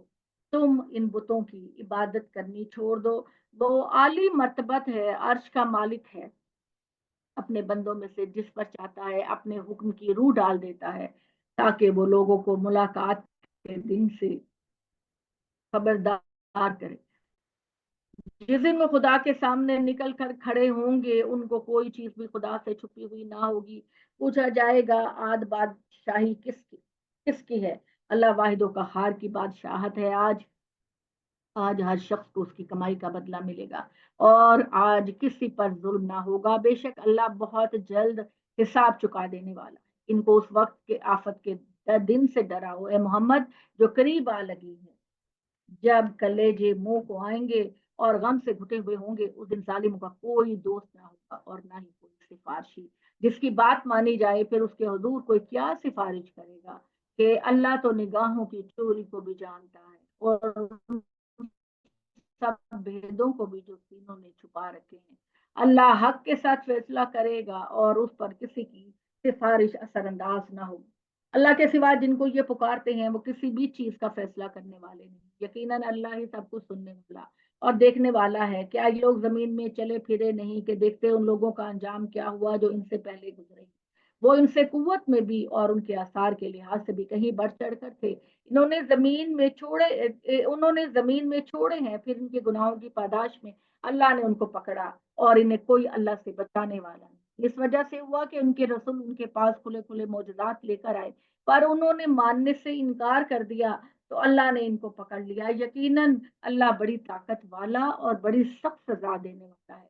اسی طرح ہم نے موسیٰ کو بھی فرعون اور حامان اور قارون کی طرف اپنی نشانیوں ایک واضح حجت کے ساتھ بھیجا۔ یعنی حضرت موسیٰ علیہ السلام کو اللہ تعالیٰ نے فرعون، اس کا وزیر حامان تھا، اور اس مصر کا سب سے امیر انسان قارون تھا جو حضرت موسیٰ کا کزن تھا۔ اللہ تعالیٰ نے حضرت موسیٰ کو بہت بڑے بڑے معجزات دیے، تو انہوں نے کہہ دیا کہ موسیٰ تو ایک جادوگر ہے۔ پھر جب وہ ہماری طرف سے حق لے کر ان کے پاس آ گیا تو انہوں نے حکم دیا کہ جو لوگ اس کے ساتھ ایمان لائے ہیں ان کے بیٹوں کو قتل کرو اور ان کی عورتوں کو زندہ۔ ان کا یہ مشن تھا کہ بنی اسرائیل کے لڑکوں کو قتل کر دیا جائے تاکہ ان کی پاپولیشن نہ بڑھے، ان کی تعداد نہ بڑھے، اور وہ ان کے بیٹوں کو قتل کرتے تھے اور ان کی عورتوں کو اپنی عیاشیوں کے لیے اور اپنے کاموں کے لیے زندہ رکھتے تھے۔ اور کافروں کی جو چالیں ہوتی ہیں وہ تو ناکام ہونے والی ہی ہوتی ہیں۔ یہ اشارہ اللہ تعالیٰ کا یہ ہے کہ اسی ماحول میں جب وہ بنی اسرائیل کے لڑکوں کو قتل کرتے تھے، ہم نے موسیٰ کی پرورش ان کے محل میں ہی کروائی۔ ٹھیک ہے، تو ان کی چال جو ہوتی ہے وہ تو ضائع ہونے والی ہوتی ہے۔ اور فرعون نے کہا چھوڑ دو مجھ کو، ضرونی کا مطلب ہے چھوڑ دو مجھ کو تم سب لوگ، میں موسیٰ کو قتل کرتا ہوں اور پھر دیکھتا ہوں کہ وہ کیسے بلاتا ہے اپنے رب کو اپنی مدد کے لیے۔ میں اس بات سے ڈرتا ہوں اور اپنی مدد کے لیے مجھے اندیشہ ہے کہ کہیں وہ میرا اور میری قوم کا دین نہ بدل ڈالے یا ملک میں فساد نہ پیدا کرے۔ موسیٰ نے یہ بات سنی تو اس نے کہا میں نے ہر اس تکبر کرنے والے کے شر سے جو روز حساب پر ایمان نہیں رکھتا اپنے اور تمہارے رب کی پناہ لی۔ یعنی جو اللہ کے ساتھ ملاقات پر یقین نہیں رکھتا وہی سرکش اور تکبر کرنے والا ہوتا ہے۔ تو اللہ تعالیٰ کہتے ہیں یہی موقع تھا کہ فرعون کے خاندان میں سے ایک بندہ مومن نے جو اپنے ایمان کو چھپائے ہوئے تھا، یہ دیکھیے وہی والا بندہ ہے جو فرعون کی قوم سے تھا، رائل فیملی سے تھا، لیکن وہ ایمانی تھا۔ کہا کیا تم ایک ایسے شخص کو محض اس بنا پر قتل کرو گے کہ وہ کہتا ہے میرا رب اللہ ہے، حالانکہ وہ تمہارے پروردگار کی طرف طرف سے تمہارے پاس نہایت واضح نشانیاں لے کر آیا۔ خدا کے بندو، اگر وہ جھوٹا ہے تو اس کے جھوٹ کا وبال اسی پر پڑے گا، اور اگر سچا ہے تو جس عذاب کا وعدہ تم انہیں بتا رہے ہو اس کا کوئی حصہ تم کو پہنچ کر رہے گا۔ یقین رکھو اللہ کسی ایسے شخص کو کامیاب نہیں کرتا جو حد سے گزرنے والا اور سخت جھوٹا ہے۔ میری قوم کے لوگوں، آج تمہیں بادشاہی حاصل ہے کہ ملک میں تمہارا غلبہ ہے، ٹھیک ہے۔ انہوں نے کہا کہ لیکن اگر خدا کا عذاب ہم پر آ گیا تو مجھے بتاؤ کون ہے جو اس کے مقابلے میں ہماری مدد کرے۔ فرعون نے کہا یہ تم کو وہی رائے دے رہا ہوں جو میں سمجھتا ہوں کہ اس وقت دینی چاہیے، اور تم کو وہی راہ دکھا رہا ہوں جو کہ ٹھیک ہے۔ اس شخص نے کہا جو ایمان لایا تھا اس مداخلت کی پرواہ نہیں، اور بات جاری رکھتے ہوئے کہا میری قوم کے لوگوں، تم نے موسیٰ کو قتل کرنے کی کوشش کی تو مجھے اندیشہ ہے کہ تم بھی اسی طرح کا دن تم پر نہ آ جائے تو اس سے پہلے بہت سے گروہوں پر آ چکا، اور وہی حال نہ ہو جو نوح کی قوم عاد و سمود اور ان لوگوں کا ہوا جو ان کے بعد ہوئے۔ اب یہ والے قوموں کے نام تو آپ کو ٹپس پر یاد ہونے چاہیے نا، کہ جن قوموں پر خدا تعالیٰ اپنے عذاب کا بار بار ذکر کر رہا ہے۔ تو اللہ تعالیٰ کہتے ہیں کہ اس لیے ان رسولوں کی تکذیب کے وہ مستحق تھے، حقیقت یہ اللہ اپنے بندوں پر کسی طرح کا ظلم نہیں کرنا چاہتا۔ میری قوم کے لوگوں، میں تم پر ایک ایسے دن کا اندیشہ رکھتا ہوں جب قیامت برپا ہوگی اور چیخ و پکار ہوگی، جس دن تم پیٹھ پھیر کر بھاگو گے اور تمہیں خدا سے بچانے والا کوئی نہیں ہوگا۔ اس کے باوجود نہیں سمجھتے تو اس کے سوا کیا کہہ سکتا ہوں کہ جنہیں اللہ گمراہ کر دے، ان کو پھر کوئی ہدایت دینے والا نہیں۔ اس سے پہلے یوسف بھی تمہارے پاس اسی طرح نہایت واضح دلائل کے ساتھ آئے تھے، تو جو باتیں وہ تمہارے پاس لے کر آئے تھے ان کی طرف سے تم شک میں ہی پڑے رہے، یہاں تک کہ جب ان کی وفات ہو گئی اور تم نے کہا کہ یہ بھی رسول نہیں تھے اور اللہ ان کے بعد ہماری طرف ہرگز کوئی رسول نہیں بھیجے گا۔ اللہ اسی طرح ان لوگوں کو گمراہ کرتا ہے جو حد سے بڑے ہوئے ہوتے ہیں اور شک میں پڑے ہوئے ہوتے ہیں، اور جو بغیر کسی دلیل کے جو ان کے پاس ہے اللہ کے احکامات کے بارے میں جھگڑا کرتے ہیں۔ اللہ کے نزدیک اور ایمان والوں کے نزدیک ان پر سخت غضب نازل ہوگا۔ اللہ اس طرح ہر مغرور اور سرکش کے دل پر مہر لگا دیتے ہیں۔ جو اللہ تعالیٰ کے دین سے آنے سے منہ موڑتا ہے، اعراض کرتا ہے، تو اللہ تعالیٰ کہتے ہیں کہ میں اس کے پھر دل پر مہر لگا دیا تھا۔ فرعون نے پھر مداخلت کی، ان کا مذاق اڑاتے ہوئے کہا اے حامان، حامان اس کا وزیر تھا، میرے لیے ایک بڑی اونچی عمارت بنا، میں ذرا اوپر چڑھ کر ذرا دیکھوں تو صحیح کہ موسیٰ کا رب کیسا ہے۔ اتنا وہ احمق تھا اور اس کا خیال تھا کہ 8-10 منزلیں بنانے کے بعد جب میں اوپر چڑھ کے دیکھوں گا تو میں موسیٰ کے خدا کو دیکھ سکوں، حالانکہ اس کو تو یہ نہیں پتا کہ ہمارے جہاز اور ہمارے میزائل بھی وہاں تک نہیں۔ تو پھر موسیٰ، یہ واقعہ یہ ہے کہ میں نے اسے ایک جھوٹا آدمی سمجھتا ہوں، اس طرح فرعون کی نگاہوں میں اس کے برے اعمال اچھے کر دیے گئے اور وہ سیدھی راہ سے روک دیا گیا۔ یہ اس نے ایک تدبیر کی تھی اور فرعون کی یہ تدبیر بھی غارت ہو کر آئی۔ اس شخص نے جو ایمان لایا تھا اس پر بھی اپنی بات جاری رکھی اور کہا میری قوم کے لوگوں، تم میری پیروی کرو، میں تمہیں سیدھی راہ دکھاؤں گا۔ اے میری قوم کے لوگوں، یہ دنیا کی زندگی چند دن کا سامان ہے، حقیقت یہ ہے کہ اصل ٹھہرنے کی جگہ آخرت ہے، اور وہاں ضابطہ یہ ہے کہ جو برائی کرے گا وہ اسی کے برابر بدلہ پائے گا، مگر جو نیک عمل کرے گا، خواہ وہ مرد ہو یا عورت، وہ مومن بھی ہو، تو یہی لوگ ہیں جو داخل کیے جائیں گے، جس میں وہ بے حساب رزق پائیں گے۔ میری قوم کے لوگوں، کیا ماجرا ہے؟ میں تمہیں نجات کی طرف بلاتا ہوں، تم مجھے دوزخ کی طرف بلا رہے ہو۔ تم مجھے دعوت دے رہے ہو کہ میں خدا کی ناشکری کروں اور ان چیزوں کا شریک ٹھہراؤں جس کا مجھے کوئی علم نہیں۔ میں تمہیں خدا کے عزیز و غفار کی طرف بلا رہا ہوں، اس میں کچھ شک نہیں کہ جن بتوں کی دعوت تم مجھے دے رہے ہو، نہ ان کو دنیا میں پکارنے کا کوئی فائدہ ہے نہ آخرت میں، اور یہ بھی کہ ہم سب کو اللہ ہی کے حضور جانا ہے، اور یہ بھی کہ زیادتی کرنے والے ہیں وہی دوزخ کے لوگ ہوں گے۔ تو جو کچھ میں تم سے کہہ رہا ہوں عنقریب تم اسے یاد کرو۔ میں اپنا معاملہ اللہ کے حوالے کرتا ہوں، یقیناً اللہ اپنے بندوں کا نگران ہے۔ چنانچہ اس کو تو اللہ نے ان کی تدبیروں کے شر سے بچا لیا، مگر فرعون والوں کو اس کے بعد برے عذاب نے گھیر دیا، دوزخ کی آگ جس پر وہ صبح شام پیش کیے جاتے ہیں۔ اللہ تعالیٰ کہتے ہیں فرعون اور اس کے پیروکاروں کو صبح شام دوزخ کا مشاہدہ کرایا جاتا ہے کہ قیامت کے دن تم اس میں آؤ گے۔ اس کا مطلب یہ ہے کہ یہ جو ہم لوگ کہتے ہیں قبروں کے عذاب کی بات کرتے ہیں، تو قبروں کا عذاب جو ہے وہ یہ والی قبریں نہیں ہیں۔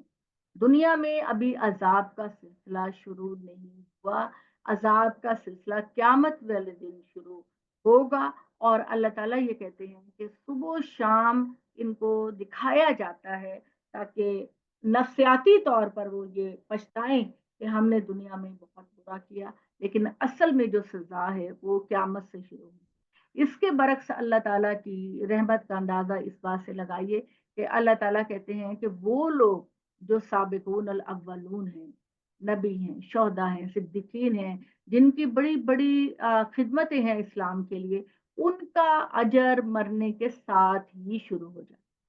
یعنی مجرموں کو سزا قیامت کے بعد دی جائے گی، لیکن نیک لوگوں کا اجر ان کے مرتے ساتھ ہی شروع کر دیا جاتا ہے۔ یہی وجہ ہے نا کہ وہ یہ کہتے ہیں کہ شہداء کے بارے میں کہ ان کو مردہ خیال نہ کرو، وہ زندہ ہیں اور اپنے رب کے پاس وہ رزق پا رہے ہیں۔ یہ اللہ کا کنارہ ہے۔ تو اللہ تعالیٰ کہتے ہیں قیامت کے دن فرعون اور اس کی فوج کو آگ کے سامنے پیش کیے جاتے ہیں، اور جس دن قیامت برپا ہوگی حکم دیا جائے گا کہ فرعون والوں کو بدترین عذاب میں ڈال دو۔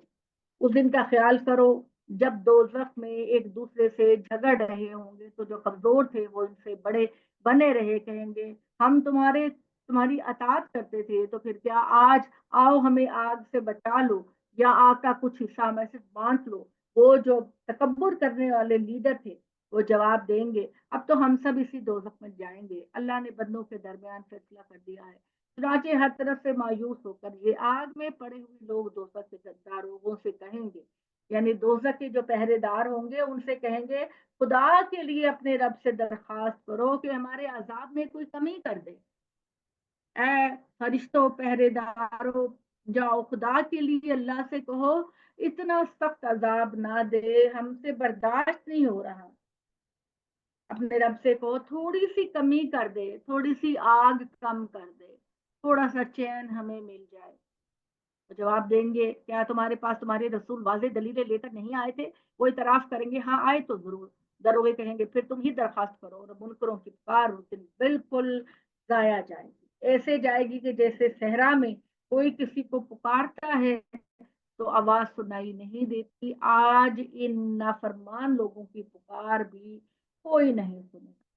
ہم نے جس طرح موسیٰ کی مدد کی، یقین رکھو ہم اپنے رسولوں کی اور ان پر ایمان لانے والے ساتھیوں کی دنیا کی زندگی میں بھی مدد کرتے ہیں، اور اس دن بھی مدد کریں گے جب قیامت کے دن گواہ اٹھائے جائیں گے، جس دن خدا کے شریک ٹھہرا کر اپنی جانوں پر ظلم کرنے والوں کو ان کی معذرت کچھ نفع نہ دے گی، اور ان پر لعنت پڑے گی، اور ان کے لیے بہت برا ٹھکانہ ہوگا۔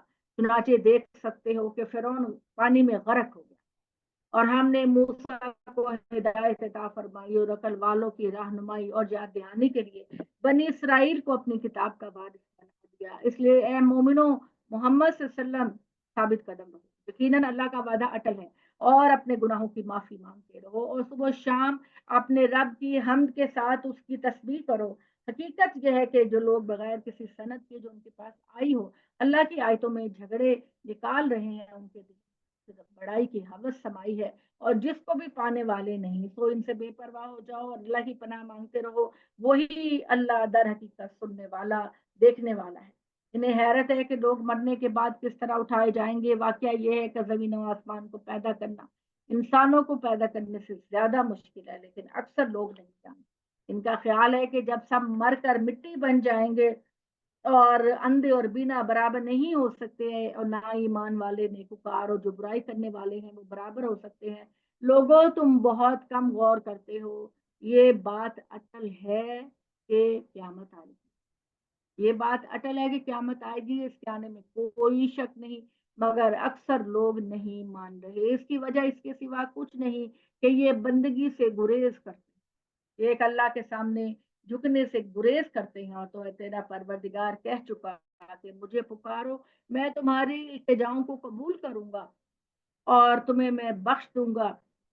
تو یہ بات ہے کہ اکثر لوگ نہیں مانتے، مگر قیامت کے دن تمہارا پروردگار کہہ چکا ہے کہ تم مجھے ہی پکارو، تمہاری التجائیں قبول کروں گا۔ حقیقت یہ ہے کہ جو لوگ غرور کے مارے میری بندگی نہیں کرتے، وہ ذلیل ہو کر عنقریب جہنم میں جائیں گے۔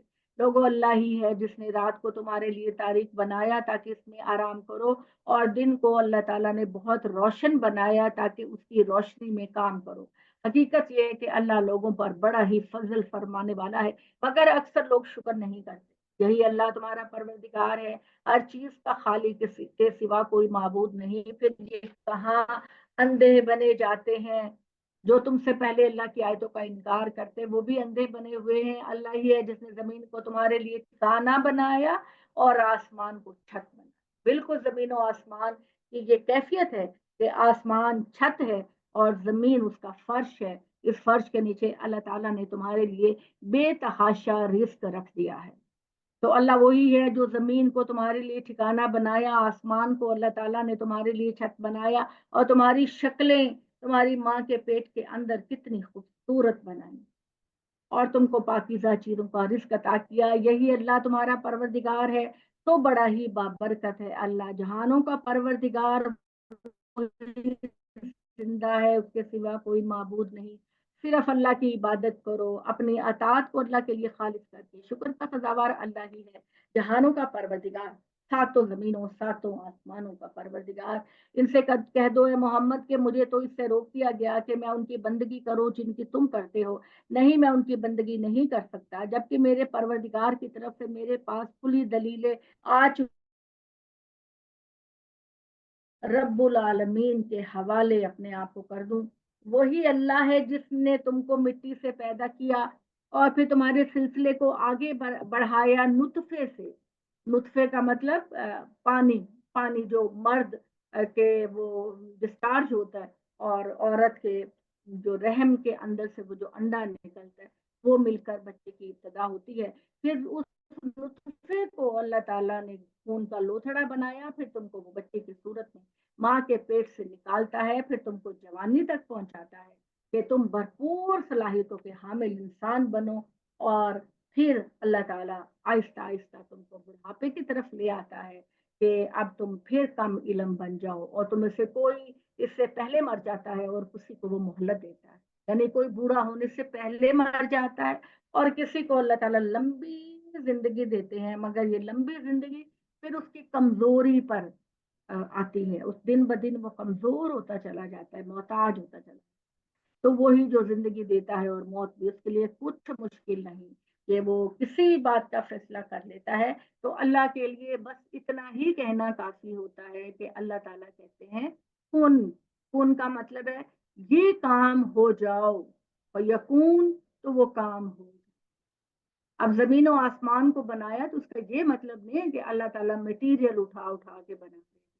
اللہ تعالیٰ نے جب کہا کہ اے زمینوں تم بن جاؤ، تو وہ زمینیں 7 زمینیں بن گئی۔ اللہ تعالیٰ نے کہا اے آسمانوں تم بن جاؤ اور تمہارے اندر فلاں فلاں فلاں فلاں سیارہ ستارہ وہ جو ہے وہ پیدا ہو جائے، اور وہ اللہ کے کن کہنے کے ساتھ بن گئے۔ ابھی آپ قرآن مجید میں یہ پڑھیں گی کہ اللہ تعالیٰ نے 2 دن میں پہلے زمین بنائی، سادہ زمین بنائی، پھر اس کے بعد 2 دن میں، یہ 2 دن جو ہیں یہ ہمارے والے 2 دن نہیں، یہ اللہ تعالیٰ کے اپنے حساب کے دن ہیں۔ پھر اس کے بعد اللہ تعالیٰ نے 2 دن میں 7 آسمان بنائے، تو کیا کچھ نہیں بنایا ان آسمانوں میں، یہ ہمیں قیامت کے دن پتہ چلے گا۔ پھر اللہ پھر دنیا کی طرف کہتے ہیں میں پھر دنیا کی طرف زمین کی طرف متوجہ ہوا، اور زمین میں میں نے جو جو کچھ پیدا کرنا، بے شمار چیزیں زمین کے اندر ہیں۔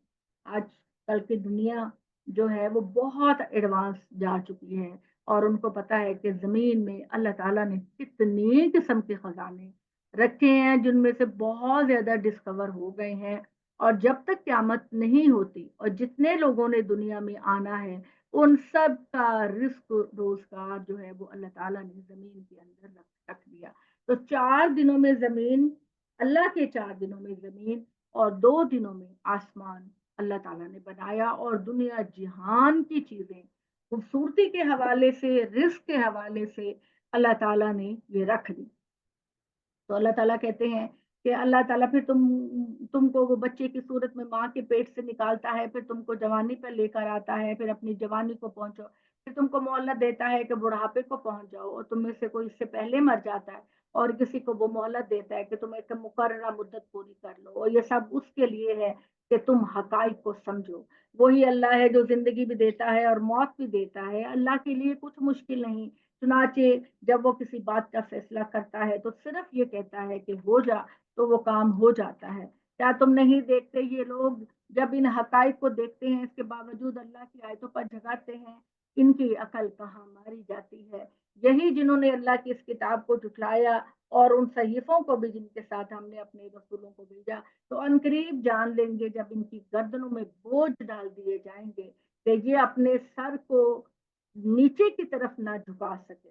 دنیا میں تم نے اللہ کو سجدہ نہیں کیا، تو آج بھی تم کو اللہ کے سجدے کی اجازت نہیں دی جائے گی، اور ان کے پاؤں میں زنجیریں ہوں گی، یہ کھولتے ہوئے پانی میں گھسیٹے جائیں گے، پھر آگ میں جھونک دیے جائیں گے۔ پھر ان سے پوچھا جائے گا، لاؤ نا آج اپنے شریکوں کو لاؤ جن کو تم اللہ کے سوا پوچھتے تھے، تو وہ کہیں گے نہیں، وہ ہماری گمراہی تھی، بلکہ ہم تو اس سے پہلے کسی چیز کو پوچھتے نہیں رہے۔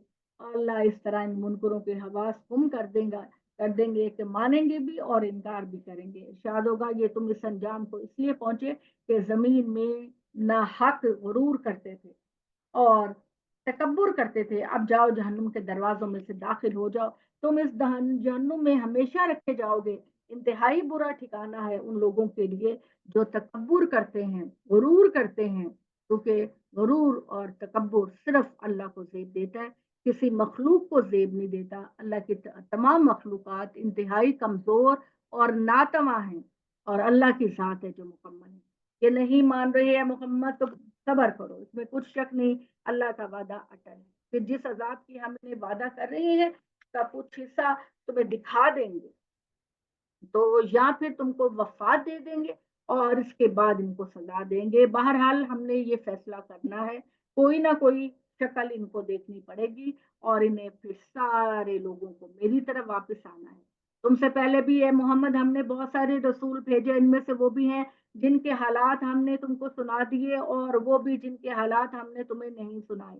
ان میں سے کسی رسول کے یہ مناسب نہیں ہوگا کہ اللہ کے اذن کے بغیر کوئی معجزہ لے آئے، اللہ ہی کے اذن سے معجزہ آتا ہے۔ اس لیے انتظار کرو، جب اللہ کا حکم آ جائے گا تو پورے انصاف کے ساتھ فیصلہ کر دیا جائے گا، اس وقت یہی باطل نقصان میں ہوں گے۔ لوگوں نشانیاں مانگتے ہو تو ذرا دیکھو کہ اللہ ہی ہے جس نے تمہارے لیے چوپائے پیدا کیے، اور ان میں کسی سے سواری کا کام لو اور کسی کو تم کھاتے ہو، اور ان میں تمہارے لیے اللہ تعالیٰ نے بڑے فائدے رکھے ہیں۔ یہ اس لیے بھی پیدا کیے گئے ہیں کہ تمہارے دلوں میں جہاں جانے کی حسرت ہو تم ان پر سوار ہو کر وہاں چلے جاؤ۔ تم اگر غور کرو تو صحراؤں اور سمندروں میں تم ان پر اور کشتیوں میں لدے پھرتے ہو، اور اپنی اور بھی نشانیاں تم کو دکھاتا ہے، تو پھر اللہ کی کس کس نشانی کا انکار کرتے؟ یہ نہیں مانتے تو کیا یہ اس ملک میں چلے پھرے نہیں کہ دیکھتے ان لوگوں کا انجام کیا ہوا جو ان سے پہلے تھے؟ یعنی عرب کے لوگ اپنے تجارتی قافلے لے کر ان سڑکوں سے گزرتے ہیں جن سڑکوں پر ان عاد اور سمود کی بستیاں آباد تھی، اور آج بھی ان کے اجڑے ہوئے محلات کے پاس سے یہ گزرتے ہیں، اور وہ اپنی قوت کے لحاظ سے ان سے کہیں زیادہ بڑھ کر تھے، اور زمین میں اپنے آثار کے لحاظ سے بھی کہیں زیادہ۔ آثار کا مطلب ہے کہ ان کی نشانیاں، ان کے محل، ان کے قلعے ابھی بھی موجود ہیں ان بستیوں کے اندر جہاں ان پر عذاب آیا۔ تو اللہ تعالیٰ کہتے ہیں اور ان کی یہ کمائی ان کے کسی کام نہیں آئی۔ اللہ کے حضور چنانچہ اس کے رسول جب ان کے پاس کھلی ہوئی دلیلیں لے کر آئے تو وہ اپنے علم پر نازا رہے جو ان کے پاس تھا، اور انہوں نے اس عذاب میں گھیر لیا جس کا وہ مذاق اڑاتے تھے، کہ جب انہوں نے ہمارا عذاب دیکھ لیا تو پکار اٹھے کہ ہم خدائے واحد پر ایمان لائے، ہم ان ساری چیزوں کا انکار کرتے ہیں جنہیں خدا کے شریک ٹھہراتے ہیں، پر جس وقت ہمارا عذاب دیکھ چکے تو ان کا یہ ایمان ان کے لیے کچھ نفع بخش نہیں ہوا۔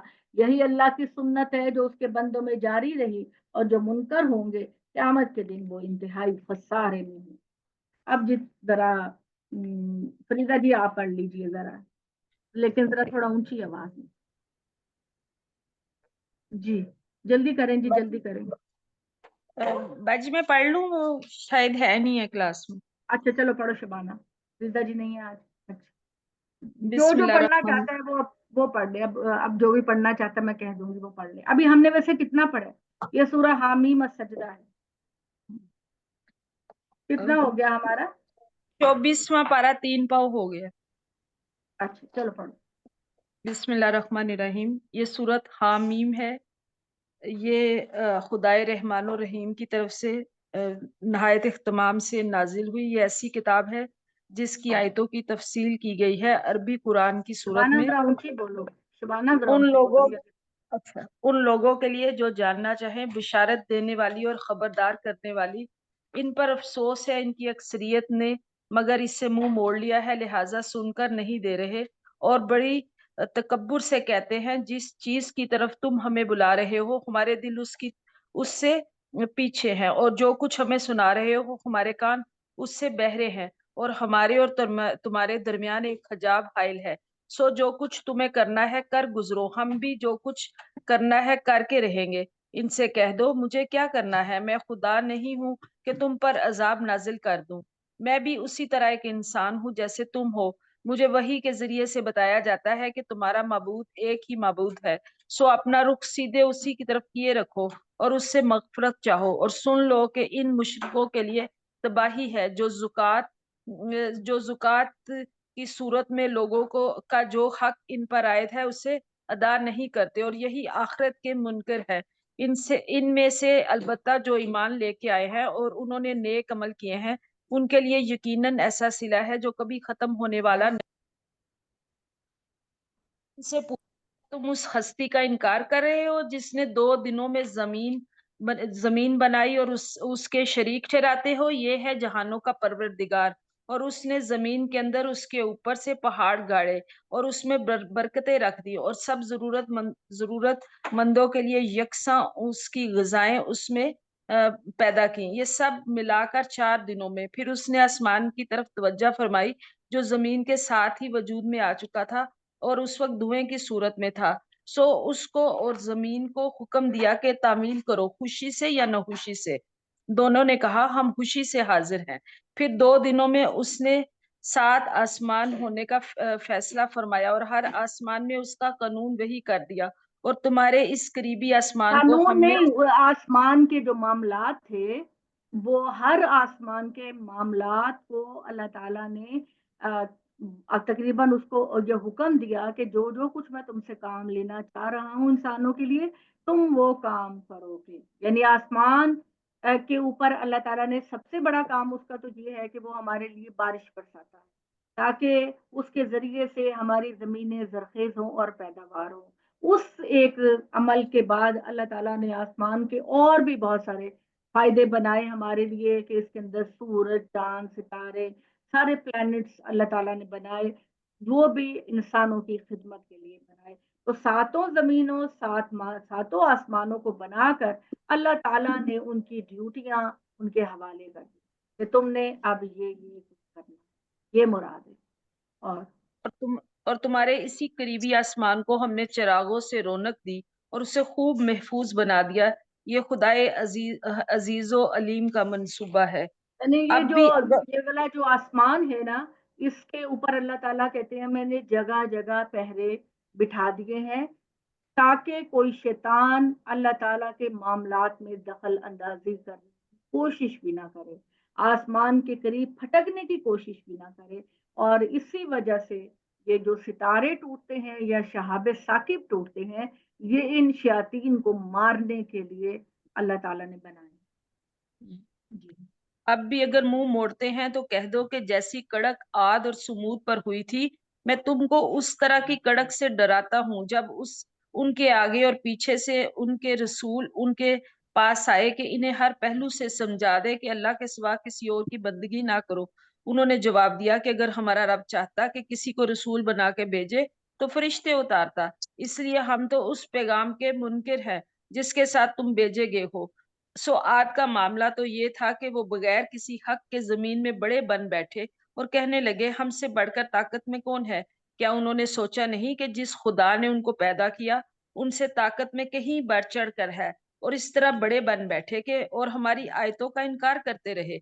सो हमने नहुसत के चंद दिनों में उन पर सरमा की सख्त यानी सर्द हवा भेज दी ताकि ठंडी उनको या इस हवा।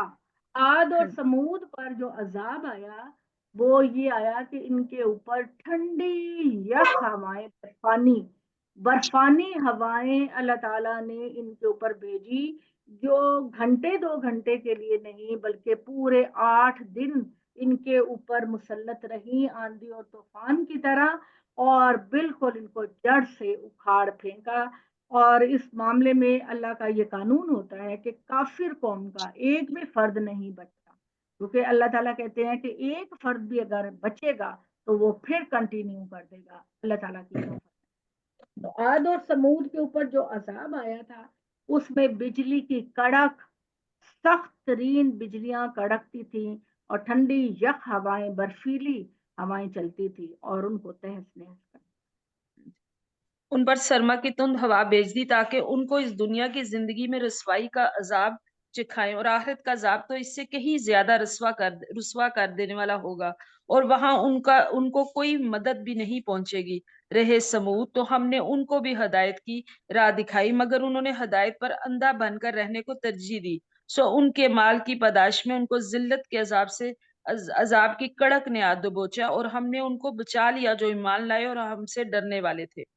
उस दिन का ख्याल करो जब अल्लाह के ये दुश्मन दोजख की तरफ आंक कर इकट्ठे किए जाएंगे, फिर इनकी दर्जा बंदी की जाएगी, यहाँ तक कि जब वो वक्त आ जाएगा कि दोजख तक आप पहुंचेंगे, तो जो कुछ ये करते रहे हैं, इनके कान और इनकी आंखें और इनके जिस्म के रोंगटे इन पर उसकी गवाही देंगे। ये अपने जिस्मों से पूछेंगे, तुमने हमारे खिलाफ गवाही क्यों दी? वो जवाब देंगे, हमको तो उसी अल्लाह ने गोया कर दिया जिसने हर चीज को गोया किया है। ये इस तरह गवाही देंगे, और लोगों ये बात भी याद रखो कि उसी ने तुमको पहली बार पैदा किया था, अब उसी की तरफ लौटाए जा रहे हो। तुम ये अंदेशा नहीं रखते थे कि तुम्हारे कान और तुम्हारी आंखें और तुम्हारे जिस्मों के रोंगटे तुम्हारे खिलाफ गवाही देंगे, बल्कि तुमने तो गुमान कर रखा था कि अल्लाह भी उन बहुत सी चीजों से वाकिफ नहीं जो तुम करते हो। तुम्हारा यही गुमान है जो तुमने अपने परवरदिगार के बारे में किया था, जिसने तुमको गारत किया और तुम हसारे में पड़ गए। सो अगर ये सब्र करे तब भी दोजख ही इनका ठिकाना है, और अगर ना करे तब भी, और अगर ये माफी चाहेंगे तो इन्हें माफी भी नहीं दी जाएगी। ये इस यानी अंजाम को क्यामत वाले दिन माफी, माफी के बारे में कानून समझते हैं कि माफी इस दुनिया की जिंदगी में अगर आपने मौत से पहले पहले माफी मांग ली तो अल्लाह का कानून है कि वो जरूर माफ करेगा। लेकिन क्यामत के दिन जब आप हिसाब किताब में फेल हो जाएंगे और आपको नजर आ रहा होगा कि अब तो हम अजाब का शिकार होने वाले होंगे, तो जो कोई भी माफी मांगेगा तो माफी नहीं दी जाएगी। ये अल्लाह ताला का कानून है। आप ये, अब हमारे यहाँ ये होता है ना कि हम कहते हैं जी ये बख्शवाते हैं हम मस्जिदों में लोगों को बुलाकर, और कोई कहता है जी मैंने 40 कुरान पढ़ाए, तो कोई कहता है 50। अल्लाह ताला कहते हैं कि तुम्हारे अमल पर ही मेरिट बनेगा, तुम्हारे अपने जाती अमाल पर ही मेरिट बनेगा, तो लिहाजा खुद अमल करो, और मौत के आने से पहले पहले अपने आप को माफी मांग लो, तौबा कर लो कि मौत के बाद माफी नहीं मिलेगी। आप एक मौत को सामने देकर, और एक क्यामत के दिन दोबारा जब आपको उठाया जाएगा तो आपने या माफ कर दे तो माफी नहीं होगी। इस कानून को अच्छी तरह समझ हमने हमने इन पर बुरे साथी मुसल्लत कर दिए, तो इनके आगे और पीछे की हर चीज उन्होंने इनको खुशनुमा बना के दिखाई। बिलाहिर वही बात इन पर भी पूरी होकर रही जो इनसे पहले गुजरे हुए जिनों और इंसानों के ग्रोहों पर पूरी हुई।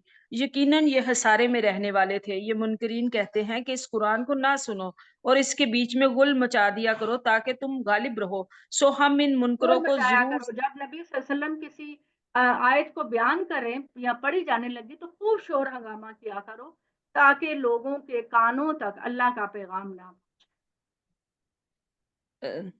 ताकि तुम गालिब रहो। सो हम इन मुनकरों को जरूर सख्त अजाब चखाएंगे, और जो कुछ ये करते रहे हैं जरूर उन उसका इनको बदतरीन सिला देंगे।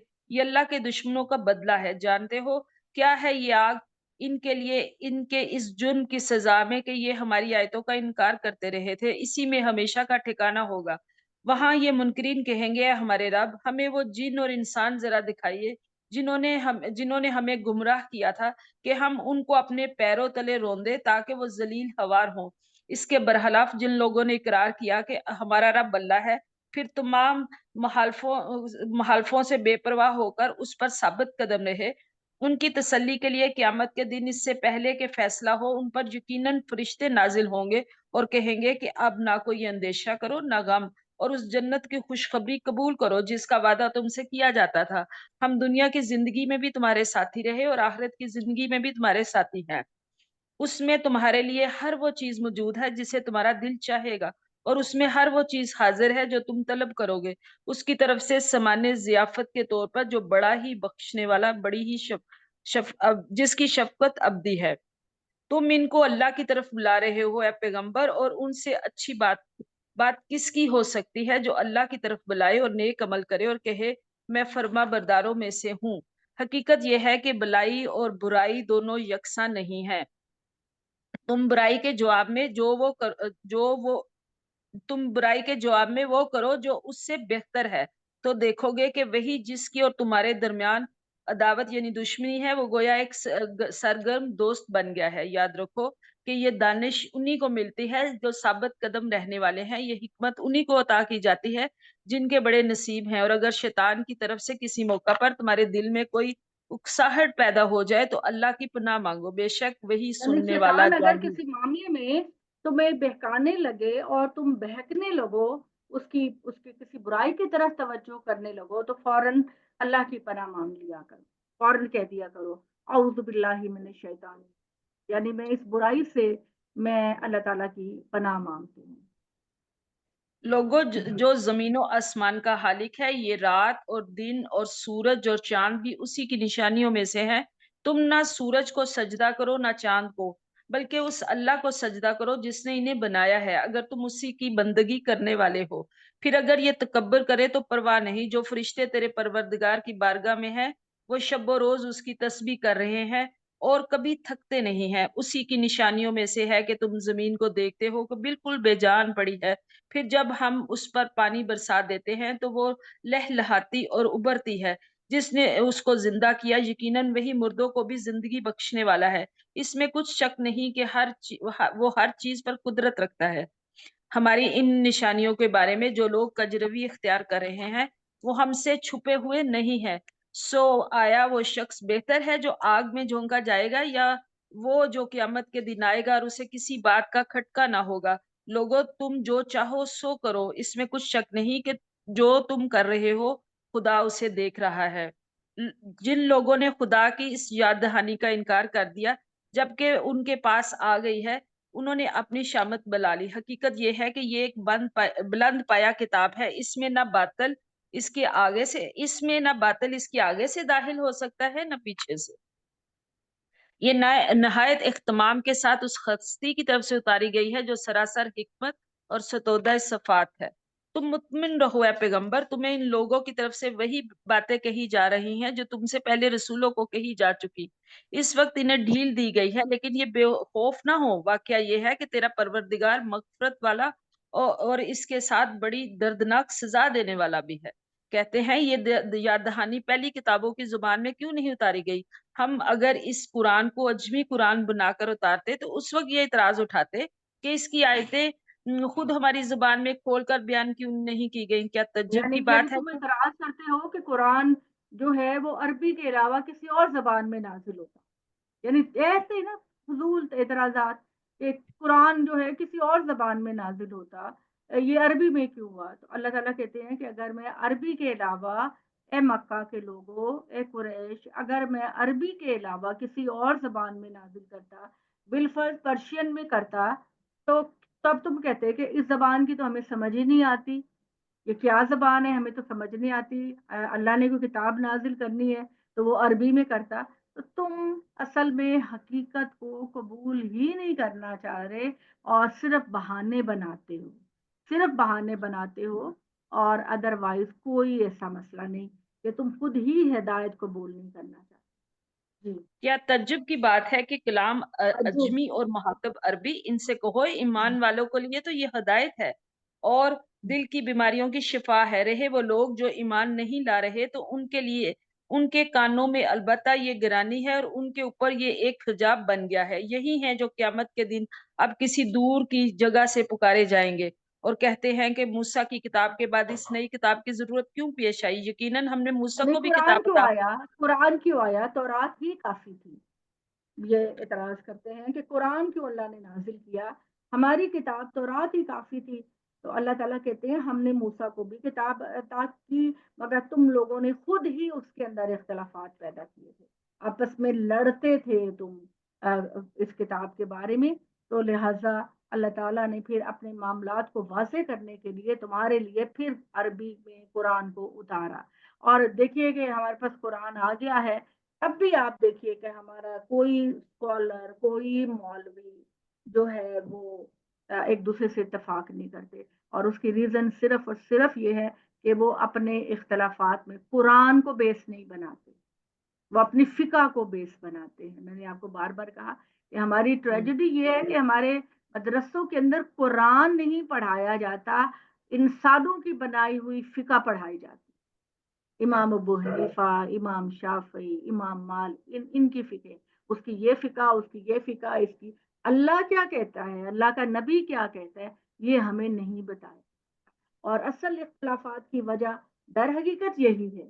اب آپ کو میں نے یہ بتایا نا کہ ابھی پچھلے پرسوں ترسوں کوئی مولوی صاحب کسی چینل پہ تھے، تو کسی نے یہ سوال کیا کہ میرے ماں باپ مجھے کہتے ہیں کہ اپنی بیوی کو طلاق دو، تو کیا مجھے اپنی بیوی کو طلاق دے دینی چاہیے؟ اب وہ جو اسکالر صاحب تھے بیٹھے ہوئے، انہوں نے کہا ہاں ہاں بالکل. آپ یہ دیکھیے کہ حضرت ابراہیم جب اپنے بیٹے اسماعیل کو ملنے کے لیے مکہ گئے تو اسماعیل تو ان کو نہیں ملا، تو اس کی بیوی ملی، تو انہوں نے جاتے جاتے کہا کہ اسماعیل کو میرا پیغام دے دینا کہ تم اپنی دہلیز بدل لو. تو جب اسماعیل آئے تو ان کی بیوی نے کہا کہ آپ کے ابا جان آئے تھے اور وہ یہ بات کہہ کے گئے ہیں کہ اپنی دہلیز بدل لو. تو اسماعیل نے ان کو طلاق دی. اب اتنی جاہلانہ باتیں ہیں یہ. آپ کا اللہ جگہ جگہ یہ آپ کو کہہ رہا ہے کہ اگر تمہیں اپنی بیوی پسند نہیں ہے تب بھی اس کو بسا کر رکھو. جب تم ایک ناپسندیدہ بیوی کو بھی بسا کر رکھو گے، اس کو در بدر کی ٹھوکریں کھانے سے بچاؤ گے، تو اللہ تمہاری زندگی کے اندر ایسی برکتیں پیدا کرے گا، ایسی برکتیں پیدا کرے گا کہ تمہیں اس کا اندازہ بھی. تو اللہ کہتا ہے کہ جو گھر بس گئے وہ آباد رہیں. اور یہاں ہمیں کہاوت کو لے کر پوری دنیا کو یہ مشورہ دے رہے ہیں کہ میاں بیوی کی تو جتنی اچھی انڈرسٹینڈنگ ہے وہ ہے، لیکن اگر ماں باپ کہہ دیں کہ بیوی کو چھوڑ دو تو تمہیں چھوڑ دیں، یہ بالکل غیر عقلی بے وقوفی کی باتیں ہیں جو لوگ اپنے طور پر کرتے ہیں، اور اللہ کی کتاب کیا کہہ رہی ہے اس پر بالکل غور نہیں کرتے. تو آپ کے علم کی بنیاد میں آپ کو بتاؤں، کسی بھی محفل میں جب جاتی ہوں، اپنے کسی کھانے پر، کسی کے گھر ملنے پر، جتنی خواتین وہاں بیٹھی ہوتی ہیں وہ سب مذہب کے بارے میں ایسی باتیں کہہ رہی ہوتی ہیں کہ الف بے کا بھی ان کو پتہ، اور وہ ایسے بیان کر رہی ہوتی ہیں کہ جیسے ان سے بڑا اسکالر ہی کوئی نہیں. اتنا وہ ہر کوئی اپنا اپنا فتویٰ دے رہا ہے. اور اگر ان سے پوچھیں کہ اللہ کی کتاب سے تم دے رہی ہو یہ بات، ہاں جی یہ تو ہے، ایسا ہے ویسا ہے، فلاں نے بتایا. ابھی کل جو ہے وہ میں ایک جگہ اپنی میں فرینڈ کی طرف گئی، اس نے اپنے محلے کی ساری عورتوں کو بلایا ہوا، تو وہ کیا کہہ رہی ہیں کہ دنیا میں جس کے ساتھ نکاح ہو گیا ہے آخرت میں وہی بیوی بنے گی اور وہی شوہر بنے گی. اب آپ یہ دیکھیے کہ جب آپ کے پاس قرآن کا علم ہے تو اللہ یہ کہہ رہا ہے اچھے مردوں کے ساتھ اچھی بیویاں، اچھی بیویوں کو اچھے مرد دیے جائیں گے، اور برے شوہروں کے ساتھ دوزخ میں بری عورتیں ہوں گی. تو ہم یہاں پر، اور یہ صرف ایک عورت کا کہنا نہیں ہے، یہ بہت سارے لوگوں کا کہنا ہے کہ جو بیویاں اس دنیا میں ہیں وہی آخرت میں ملیں گی. تو پھر میں نے ان سے کہا کہ آپ کا اس بارے میں کیا خیال ہے کہ اللہ نے کہا کہ نہ تو حضرت نوح کی بیوی بخشی جائے گی اور نہ حضرت لوط کی بیوی بخشی جائے گی، ان کے تو نکاح ہوئے تھے نا. ان کے بارے میں آپ کا کیا خیال ہے؟ تو آپ کے پاس اللہ کی کتاب کا اتنا نالج ضرور ہونا چاہیے، جو واقعی اللہ کے دین کو سیکھنا چاہتی ہیں ان کے لیے ضرور ہونا چاہیے کہ جب آپ کے سامنے کوئی بات کرے تو آپ کو یہ پتا ہونا چاہیے کہ قرآن میں اس کی حقیقت کیا، اللہ تعالیٰ نے بیان کیا. دین کا نام لے کر ہم اپنے دین کو بہت بدنام کرنے کی کوشش کرتے ہیں، بہت زیادہ. اور الحمدللہ میں آپ کو یہ بتاؤں کہ اللہ تعالیٰ نے جو ہمارے اسکالر ہیں ان کو اللہ تعالیٰ نے اتنا ذہن دیا، اور ان کو اب وہ ایک ایک چیز کی جو حقیقت ہے وہ بیان کر رہے ہیں. ان کا یہ ہے کہ میرے زندگی پتہ نہیں اللہ تعالیٰ نے کتنی دینی اور کتنی نہیں. تو سیاسی، معاشی، مذہبی، تاریخی لحاظ سے جو چیزیں ابھی تک ہماری سالو نہیں ہو سکی، ان سب چیزوں کو علم کی بنیاد پر ان کو کلیئر کیا جائے. اور میں یہ کوشش کرتی ہوں کہ اس طرح کا کوئی ٹاپک اگر آتا ہے تو میں آپ لوگوں کے ساتھ شیئر کرتی ہوں، کیونکہ وہ بالکل جو ہماری سوسائٹی کے اندر جو مفروضات پھیل رہے ہوتے ہیں وہ ان کو وہ کلیئر کریں. ابھی آج صبح میں ایک دیکھ رہی تھی کہ اس میں یہ سوال کیا گیا کہ یہ جو پنجتن پاک ہے ان کا ذکر قرآن مجید میں ہوا ہے، اور وہ سورہ آل عمران میں ہے کہ اس میں وہ انہوں نے یہ کہا کہ اس میں حضرت علی مراد ہیں، حضرت فاطمہ مراد ہیں، امام حسن حسین مراد ہیں.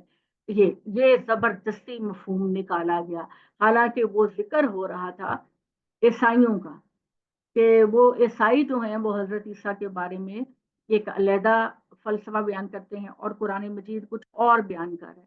تو محمد ان سے یہ کہو کہ آؤ تم اپنے خاندان کے لوگوں کو، اپنی قوم کے لوگوں کو، اپنے جوانوں کو بلا لو، اور میں بھی اپنے قوم کے ایماندار لوگوں کو بلا لیتا ہوں، اپنے صحابہ کو بلا لیتا ہوں، اور ہم یہ عہد کرتے ہیں کہ جو اللہ کے بارے میں جھوٹ گھڑے گا اس پر اللہ کی لعنت.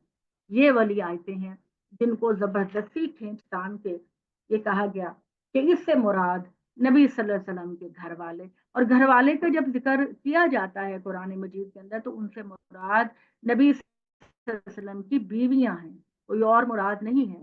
ہم نے اس کا سورہ احزاب کے اندر پڑھا کہ اللہ تعالیٰ نے جو کنڈیشنز لگائی تھی کہ نبی صلی اللہ علیہ وسلم اس دنیا سے جب چلے جائیں گے تو ازواج مطہرات تم گھروں میں ٹکنا، اللہ کے دین کی تبلیغ کرنا، اور ان جاہل عورتوں کی طرح عرب کے جو سردار کی جاہل عورتیں اپنی نمود و نمائش کرتی پھرتی ہیں، تم ان کی طرح نہ بن جانا، اور تم محمد کے اس دنیا سے جانے کے بعد دوبارہ کبھی شادی کرنے کا سوچنا بھی نہ، اپنے گھروں میں ٹکا رہنا.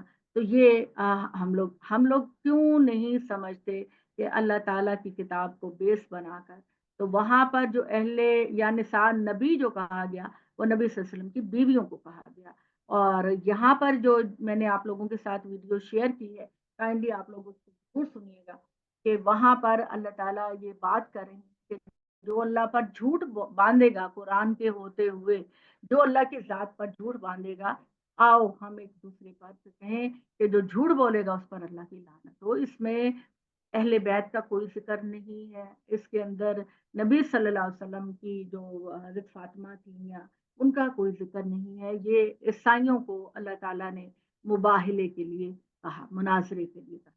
تو یہ چیزیں جو ہیں یہ کلیئر کرنی پڑتی ہیں، بار بار کیا کریں کرنی پڑتی ہے کہ تو تاکہ اگر ہم لوگ کوکب تو دنیا حضرت سے چلے اسماعیل نے کہ جائیں، اپنی بیوی کو ہم لوگ جب دنیا سے چلے جائیں نا تو خدا کے لیے میری یہ خواہش ہے آپ خواتین کے اندر سے کوئی چند خواتین ایسی اٹھیں جو اس مشن کو اپنائیں کہ ہم نے اللہ کے دین کے بارے میں جتنے بھی سوال اٹھتے ہیں ہم اتنا علم حاصل کریں گے کہ ہم لوگوں کو اس کا جواب دیں. جی سمینا جی آپ کیا کہہ رہی تھی؟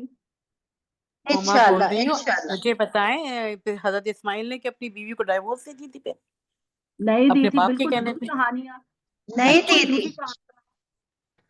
کوئی کسی نبی نے بھی اپنی بیوی کو کسی کوئی تاریخ میں ملتا ہی نہیں ہے قاعدہ وہ حافظہ اٹھا. تو جی نہیں جی سوال ہی پیدا نہیں ہوتا. اور کسی چیز مطلب آپ دیکھتے ہیں کہ اللہ تعالیٰ خود ایک کیریکٹر بلڈنگ کرتے ہیں اور اللہ تعالیٰ خود آپ سے یہ کہہ رہا ہے کہ تم اپنی بیویوں کو نہ چھوڑو. ہمیں کہہ رہا ہے، مسلمانوں کو کہہ رہا ہے اگر اپنی بیوی پسند نہیں بھی ہے تو اللہ بڑی خیر و برکتیں پیدا کرے گا. تو شادی کا جو کانٹریکٹ ہے وہ قرآن کے مطابق میاں اور بیوی میں ہوتا ہے، کسی تیسرے آدمی کا نہیں ہوتا. تو یہ اور پھر کیوں کہتے ہیں قرآن مجید نے یہ کہا کہ طلاق دینے کا جو حق ہے وہ اسی شوہر کو ہے جس نے نکاح کی گرہ باندھی. بجد ہی عقدۃ النکاح، یعنی جو طلاق دینے کا فیصلہ ہے، عمل ہے، وہ جس نے نکاح کیا، جس نے سوسائٹی کے سامنے کہا یہ عورت آج سے میری ذمہ داری ہے، اس کے نان و نفقے میری ذمہ داری ہے، وہی نکاح کی گرہ کو کھول سکتا ہے، یعنی طلاق دے سکتا ہے. ہم لوگوں کی، ماں باپ کی، بہن بھائی کی، کسی کی مداخلت میاں بیوی کے معاملات میں نہیں ہوتی. لیکن جی اکثر سننے میں لیکن آتا ہے نا کہ جی میرے ماں باپ نے کہا ایسے چھوڑ دو تو میں نے میں چھوڑ دی. یہی تو ہما آپ سے کہہ رہی ہوں کہ ان سنی ہوئی باتوں پہ بلیو نہ کیا کریں، قرآن پر کیا کریں. ہاں آپ کو اللہ اس لیے تعلیم دے رہا ہے کہ آپ کو جو نالج دیا جا رہا ہے اس کے ذریعے سوسائٹی کے ان معاملات کو کلیئر کیا کریں، واضح کیا کریں. سنی سنائی باتوں پر جب آپ یقین رکھیں گی تو پھر آپ مسلمان نہیں ہوں گی. ایک مسلمان کے لیے بڑی ضروری بات ہے کہ وہ اللہ کی کتاب کو اپنا ذریعہ بنائے. میرا اللہ میں نے کہا کہ تمہارے ماں باپ اگر تم سے کوئی غلط بات کہہ رہے ہیں تو تم نہ مانو ان کی وہ بات، تم نے حق کو فالو کرنا ہے. تو یہ والی جو جملہ ہے نا کہ ہم نے یہ سن رکھا ہے، تو پوچھے کہ کس نے آپ کو سنایا ہے. اس بندے کی اپنی کیا علم کی حیثیت تھی جو آپ کو بتا رہے. اللہ کی کتاب کو بیس بنائیں، نبی صلی اللہ علیہ وسلم کی سنت کو بیس بنائیں، اور تیسرا سورس جو بہت بھی لازمی ہے ان کے ساتھ، وہ ہے آپ کی عقل. جب آپ کے سامنے کوئی بات آتی ہے تو عقل سب سے پہلے جو کمنٹ کرتی ہے آپ کو وہی حق ہوتا ہے. یہ بات جان لیجیے. بعد میں تو ہم باتیں بنانا شروع کر دیتے ہیں نا، لیکن کسی بات کے بارے میں ایکسیپٹنس کا جو ایک تاثر پہلے آتا ہے کہ آپ نے اس کو قبول کرنا ہے یا نہیں قبول کرنا، تو دیٹ از حق، وہ اصل بات ہے. تو اس طرح کی باتوں کی کوئی حیثیت نہیں. ان طرح کی باتیں کاٹ کباڑ کی طرح ہمارے دین میں شامل ہو چکی ہیں، اور ہم لوگ بس اسی لیے تگودو کر رہے ہیں کہ دنیا سے جانے سے پہلے ہم ان سارے معاملات کو کلیئر کریں. ہمارا اور کوئی فائدہ نہیں ہے ان چیزوں کے اندر کہ ہم صبح سے لے کر شام تک آپ لوگوں کو کہتے ہیں آئے آؤ آؤ قرآن پڑھو قرآن پڑھو. اس میں ہمارا فائدہ نہیں ہے. صرف یہ کہتے ہیں کہ آپ مسلمان جو غلط نظریات سن رکھے ہیں ان کو کلیئر کیا جائے. تو آئندہ آپ آپ جب بھی بات کریں آپ سوال کریں اس بارے میں اللہ نے کیا کہا، اس بارے میں اللہ کے نبی کی کیا سنت ہے، اس بارے میں ہمارا ذہن کس چیز کو اپیل کرتا ہے. پہلا فرسٹ امپریشن جو آپ کا ہوتا ہے کسی بات کو سن کر، نہیں نہیں نہیں یہ کیسے ہو سکتا ہے، تو در حقیقت وہی حق ہوتا ہے. ٹھیک ہے. وہ دیکھا نا آپ نے ان کے بارے میں جب حضرت ابراہیم نے بتوں کو توڑا تو انہوں نے پوچھا کہ ابراہیم کیا تم نے ان بتوں کو توڑا؟ تو ابراہیم نے کہا کہ تم اسی سے پوچھو، اور تم کیوں عبادت کرتے ہو ایسے بتوں کی جو نہ تمہیں نفع دے سکتے ہیں نہ نقصان دے سکتے ہیں. تو 1 منٹ کے لیے وہ لوگ ہل گئے. 1 منٹ کے لیے وہ ہل گئے کہ ابراہیم تو سچ کہہ رہے، واقعی ایسی بات ہے. لیکن دوسرے ہی لمحے شیطان نے ان سے کہا کہ تم ابراہیم کی بات مان کر اپنے باپ دادا کا راستہ چھوڑ دو گے. تو یہ اس بات کی دلیل ہے کہ جب آپ کوئی بھی بات سنیں، اب یہ ابراہیم آئے اور ابراہیم نے کہا کہ اسماعیل سے کہنا دہلیز بدل دے، تو اسماعیل کیا ابراہیم ان کا گھر توڑنے کے لیے آئے تھے وہاں پر؟ اور کیا ان کے تو وہ آپ کا فرسٹ امپریشن یہی ہوگا نہیں نہیں یہ نامناسب بات، ابراہیم تو اتنے اچھے تھے ان کو کیوں کہنا چاہیے. تو میاں جو شادی کے معاملات ہوتے ہیں وہ میاں اور بیوی کا کانٹریکٹ ہوتا ہے، میاں اور بیوی کا کانٹریکٹ ہوتا ہے، اس میں کوئی پھر اور ان کا کیا نہیں. مقصد تھا یہ کہنے کا، اس کی کیا وجہ یہ تھی؟ کہا ہی نہیں ہے، اس کی بنیاد ہی نہیں ہے. اچھا یہ اچھا. ساری جھوٹی کہانیاں بنانے والی روایتیں ہیں. جیسے یہ کہا گیا کہ زلیخا یوسف کے عشق میں روتی رہی اور رو رو کے اندھی ہو گئی اور بوڑھی ہو گئی. اب کیا آپ کا خیال ہے کہ یہ ساری باتیں ٹھیک ہے؟ یہ سٹوری ٹیلنگ کے لیے تو بڑی اچھی لگتی ہیں باتیں، لیکن دین میں اللہ اور اللہ کے رسولوں کے حوالے سے ان باتوں کے لیے آپ کو عقل کا استعمال، جو نبی صلی اللہ علیہ وسلم نے فرمایا دا ما ہا کافی صدرے کا، جو چیز تمہارے دل میں کھٹک پیدا کرے اس کو چھوڑ دو، وہ دین نہیں ہے. اور جو چیز تمہارے دل ایکسپٹ کرے، ہاں کیا بات ہے، وہی دین ہو.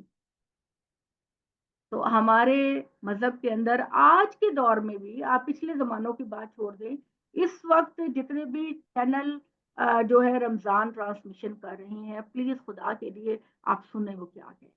ایک تو اب انہوں نے ایک جھوٹا امپیکٹ دینے کے لیے اور ویورشپ بڑھانے کے لیے وہ بالکل کوئی سوال خود اپنے کسی بندے کو دیتے ہیں کہ جب ہم اس سوال کو ہم کریں گے تو ہماری ریٹنگ بڑھے گی، تو وہ اپنے بندے کو دیتے ہیں اور اس سے کال کرواتے ہیں کہ اسکالر سے یہ سوال، اور وہ ایسے سوال ہوتے ہیں جو کنٹروورشل ہوتے ہیں کہ جب وہ اس پر بات کریں گے تو جو لوگ چینل بدل رہے ہیں وہ بھی کھڑا کر کے سنیں گے کہ اچھا یہ اسکالر کیا ہے. تو یہ مذہب کے ساتھ آپ کی کیا سنسیئرٹی ہے؟ یہ ایک دوسرے کا مقابلہ. ابھی وہ جیسے آ رہا ہے نا، کوئی نہ کوئی ایشو پیدا ہو جاتا ہے، کر لیتے ہیں، خود ہی کر لیتے ہیں، اور پھر جو جتنے چینل ہوتے ہیں وہ اس پر اپنی ریٹنگ بڑھانے کے لیے کسی نہ کسی، اور جب وہ گفتگو کر رہے ہوتے ہیں وہ اسکالر، تو ان کو دیکھ کے 1 منٹ میں پتہ چل جاتا ہے کہ ان کا نالج کیا ہے، کیا سورس ہے. تو چلو جی اس کو ختم کرو اور بتاؤ کہ کتنا پڑھ لیا. چلو شبانہ جلدی. کب جی وہ جو آ، حضرت یوسف علیہ السلام کی جو قرآن کے حوالے سے ہے، پھر وہ اس حد تک کی ہے کہ یوسف علیہ السلام نے پھر کہا کہ مجھے پھر جیل میں مجھے ڈال دیں، اس حد تک کی ہے کہ اللہ مجھے شیطان سے جیل سے بچا لے. نکل آئے، پھر جیل سے نکل آئے، پھر ایک بہت بڑے منصب پر فائز ہو گئے. پھر وہ ان کا روب اتنا تھا کہ اللہ تعالیٰ نے کہا کہ مصر میں جہاں بھی جاتے لوگ ان کو اقتدار دیتے اور ان کی عزت دیتے اور احترام دیتے، اور پھر انہوں نے اپنے خاندان والوں کو وہاں پہ بلا لیا اور اپنے بھائیوں کو معاف کر دیا. بس. تو اب زلیخا آگے کا لوگوں نے جی زلیخا کا بس اتنا ہی کریکٹر تھا کہ اس نے بس پسند کیا اور تہمت لگائی.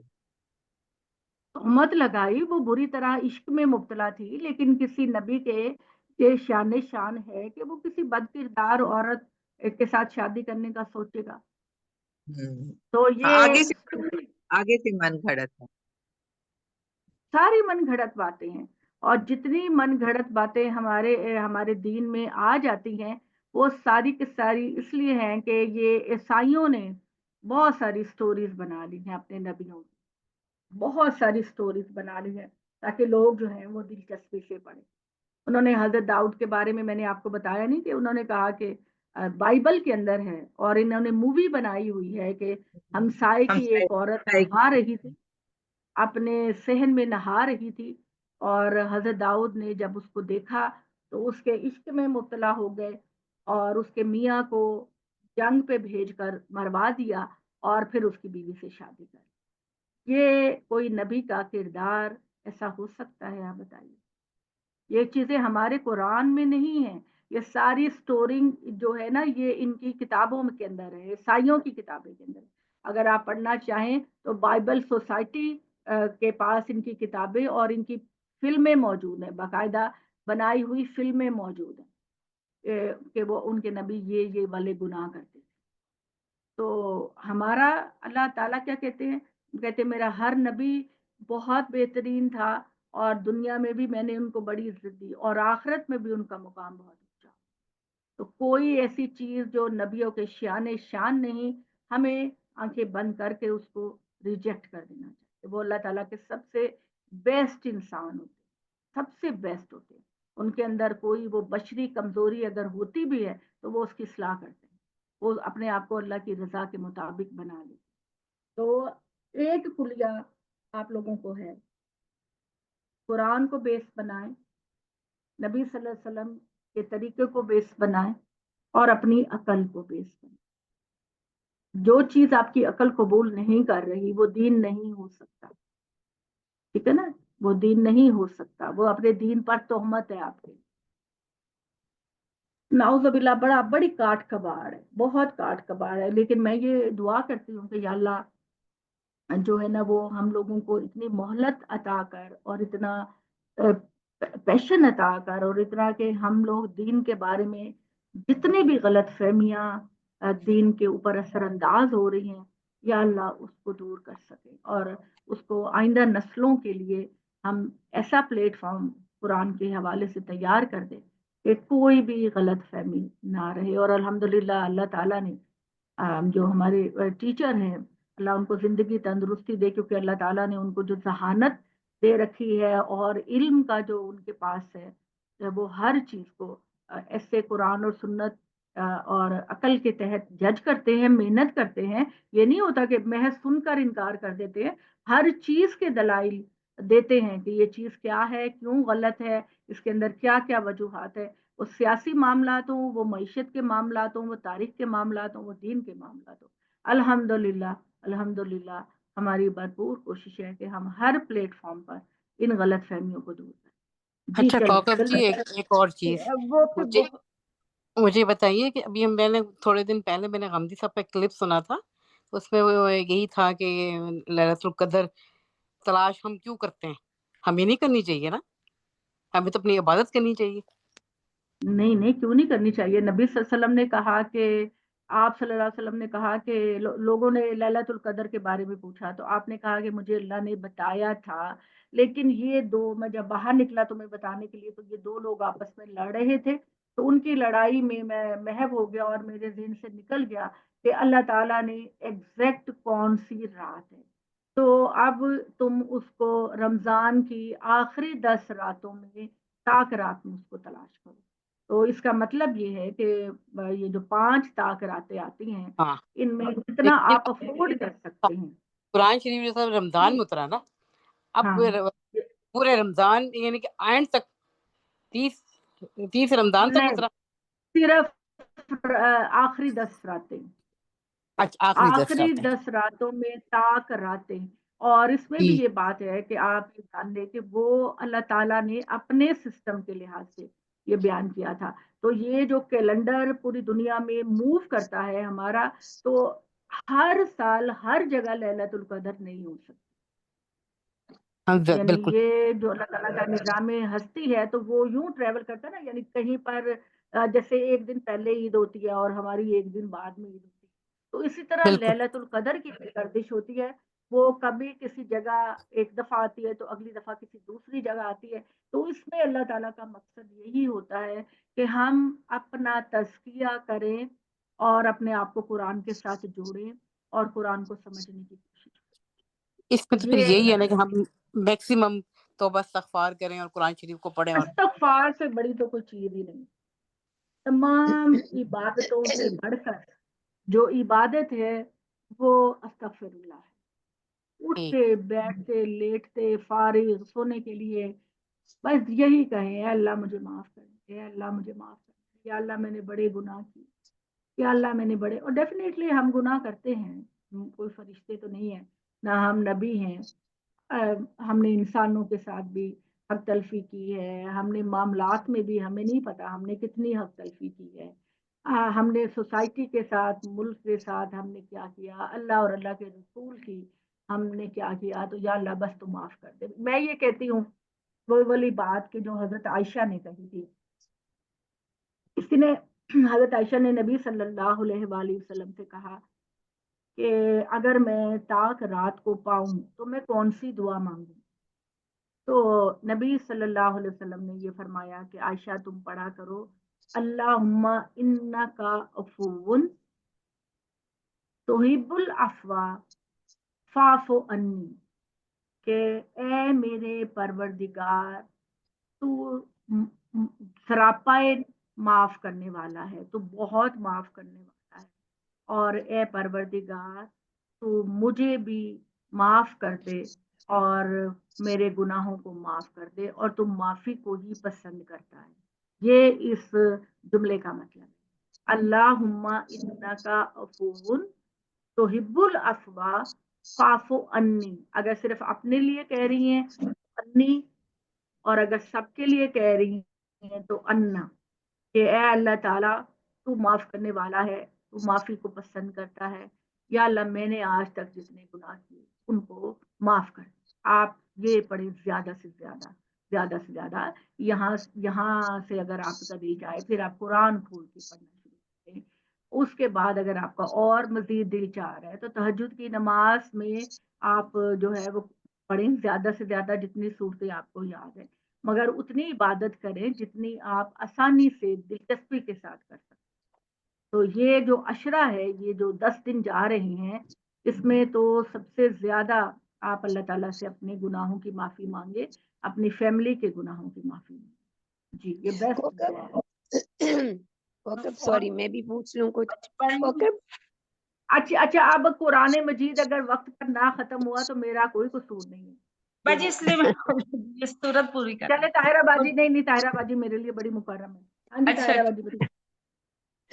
جی میں سوال کا آپ نے مجھے کہا ہے یا پڑھنے کا کہا ہے؟ نہیں آپ سوال پوچھ رہی تھی نا۔ جی کوکب میں نے پوچھنا تھا کہ یہ لیلۃ القدر پانے سے کیا مراد ہے، اور کیا کسی کو پتہ لگتا ہے کہ انہوں نے یہ پا لی ہے؟ نہیں پتہ چلتا، نہیں پتہ چلتا۔ بس یہ کہا گیا کہ آخری 10 دنوں کی تاک راتوں میں اس کو تلاش کرو۔ تو طاہرہ باجی میں نے یہ دیکھا ہے کہ جب اللہ تعالیٰ سے آپ کا کنیکشن بہت مضبوط ہو جاتا ہے نا، بہت مضبوط ہو جاتا ہے، تو آپ کے دل میں ایک خاص طرح کی سرور اور خوشی آ جاتی ہے۔ لیکن اگر دیکھیں نا کہ اگر کسی انسان کو پتا چلتا کہ یہ طاق رات ہے، تو سب سے زیادہ تو نبی صلی اللہ علیہ وسلم کو پتا چلتا کہ طاق رات کون سی ہے۔ تو جب آپ نے نہیں بتایا، آپ صلی اللہ علیہ وسلم کو پتا نہیں، تو ہم عام انسانوں کو کیسے پتا چلے؟ تو لہٰذا اس عشرے میں بس یہ کریں کہ اللہ کے زیادہ سے زیادہ قریب ہو جائے، اور اس کی شکل اللہ تعالیٰ نے یہ والی جو رکھی ہے اعتکاف کی، یہ اس کی بیسٹ شکل ہے۔ لیکن اللہ تعالیٰ نے اعتکاف کو فرض اس لیے نہیں کیا کہ ہر بندے کے لیے پاسبل نہیں، اور اللہ چونکہ بڑا پیار کرنے والا ہے، تو جو چیز کسی انسان کے لیے پاسبل نہیں ہوتی، اللہ تعالیٰ اس کو آپشنل رکھ دیتے ہیں۔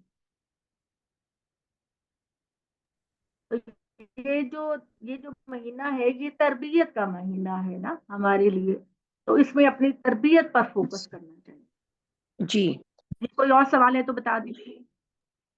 ہاں جی کوئی اور سوال ہے پلیز پوچھیے۔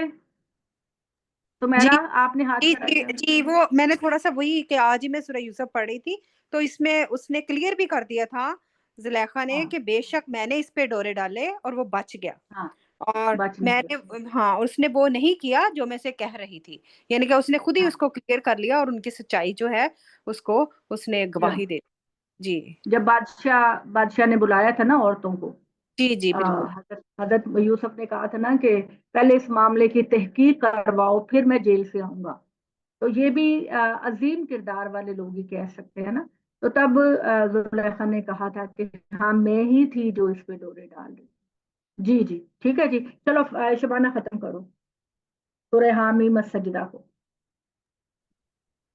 اور کہتے ہیں کہ موسیٰ کی کتاب کے بعد اس نئی کتاب کی ضرورت کیوں پیش آئی؟ یقیناً ہم نے موسیٰ کو بھی کتاب عطا فرمائی تھی، مگر اس میں اختلاف پیدا کر دیا گیا۔ تیرے پروردگار کی طرف سے اگر ایک بات پہلے طے نہ ہو چکی ہوتی تو ان حاملین کتاب کے درمیان فیصلہ کر دیا جاتا۔ حقیقت یہ ہے کہ یہ تو اب اس کی طرف سے ایسے شک میں پڑے ہوئے ہیں جو الجھن میں ڈال دینے والا ہے۔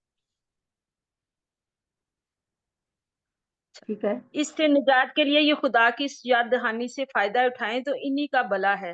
اس لیے یاد رکھیں کہ جو نیک عمل کرے گا تو اپنے ہی لیے کرے گا، جو برائی کرے گا تو اس کا وبال اسی پہ ہوگا۔ تیرا پروردگار اپنے بندوں پر ذرا بھی ظلم کرنے والا نہیں۔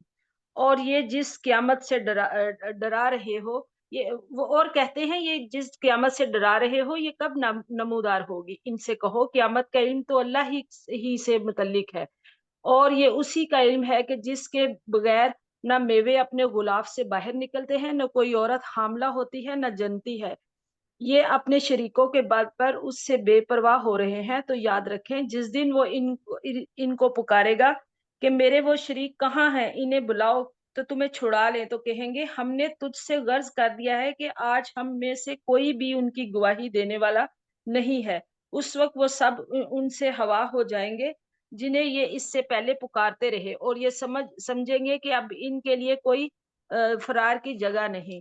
انسان کا معاملہ بھی عجیب ہے، وہ مصیبتوں کو آتے دیکھ کر بلائی کی دعائیں کرتے نہیں تھکتا، لیکن اگر اس پر مصیبت آ جائے اور وہ دیکھے کہ دعائیں نتیجہ خیز نہیں ہو رہی تو مایوس اور دل شکستہ ہو جاتا ہے، اور اگر اس مصیبت کے بعد جو ان کو پہنچتی ہے ہم اس کو اپنی رحمت کی لذت چکھاتے ہیں تو کہتا ہے یہ تو میرا حق ہی ہے، میں نہیں سمجھتا کہ ہاں قیامت برپا ہوگی، لیکن میری میں محنت کا نتیجہ ہے.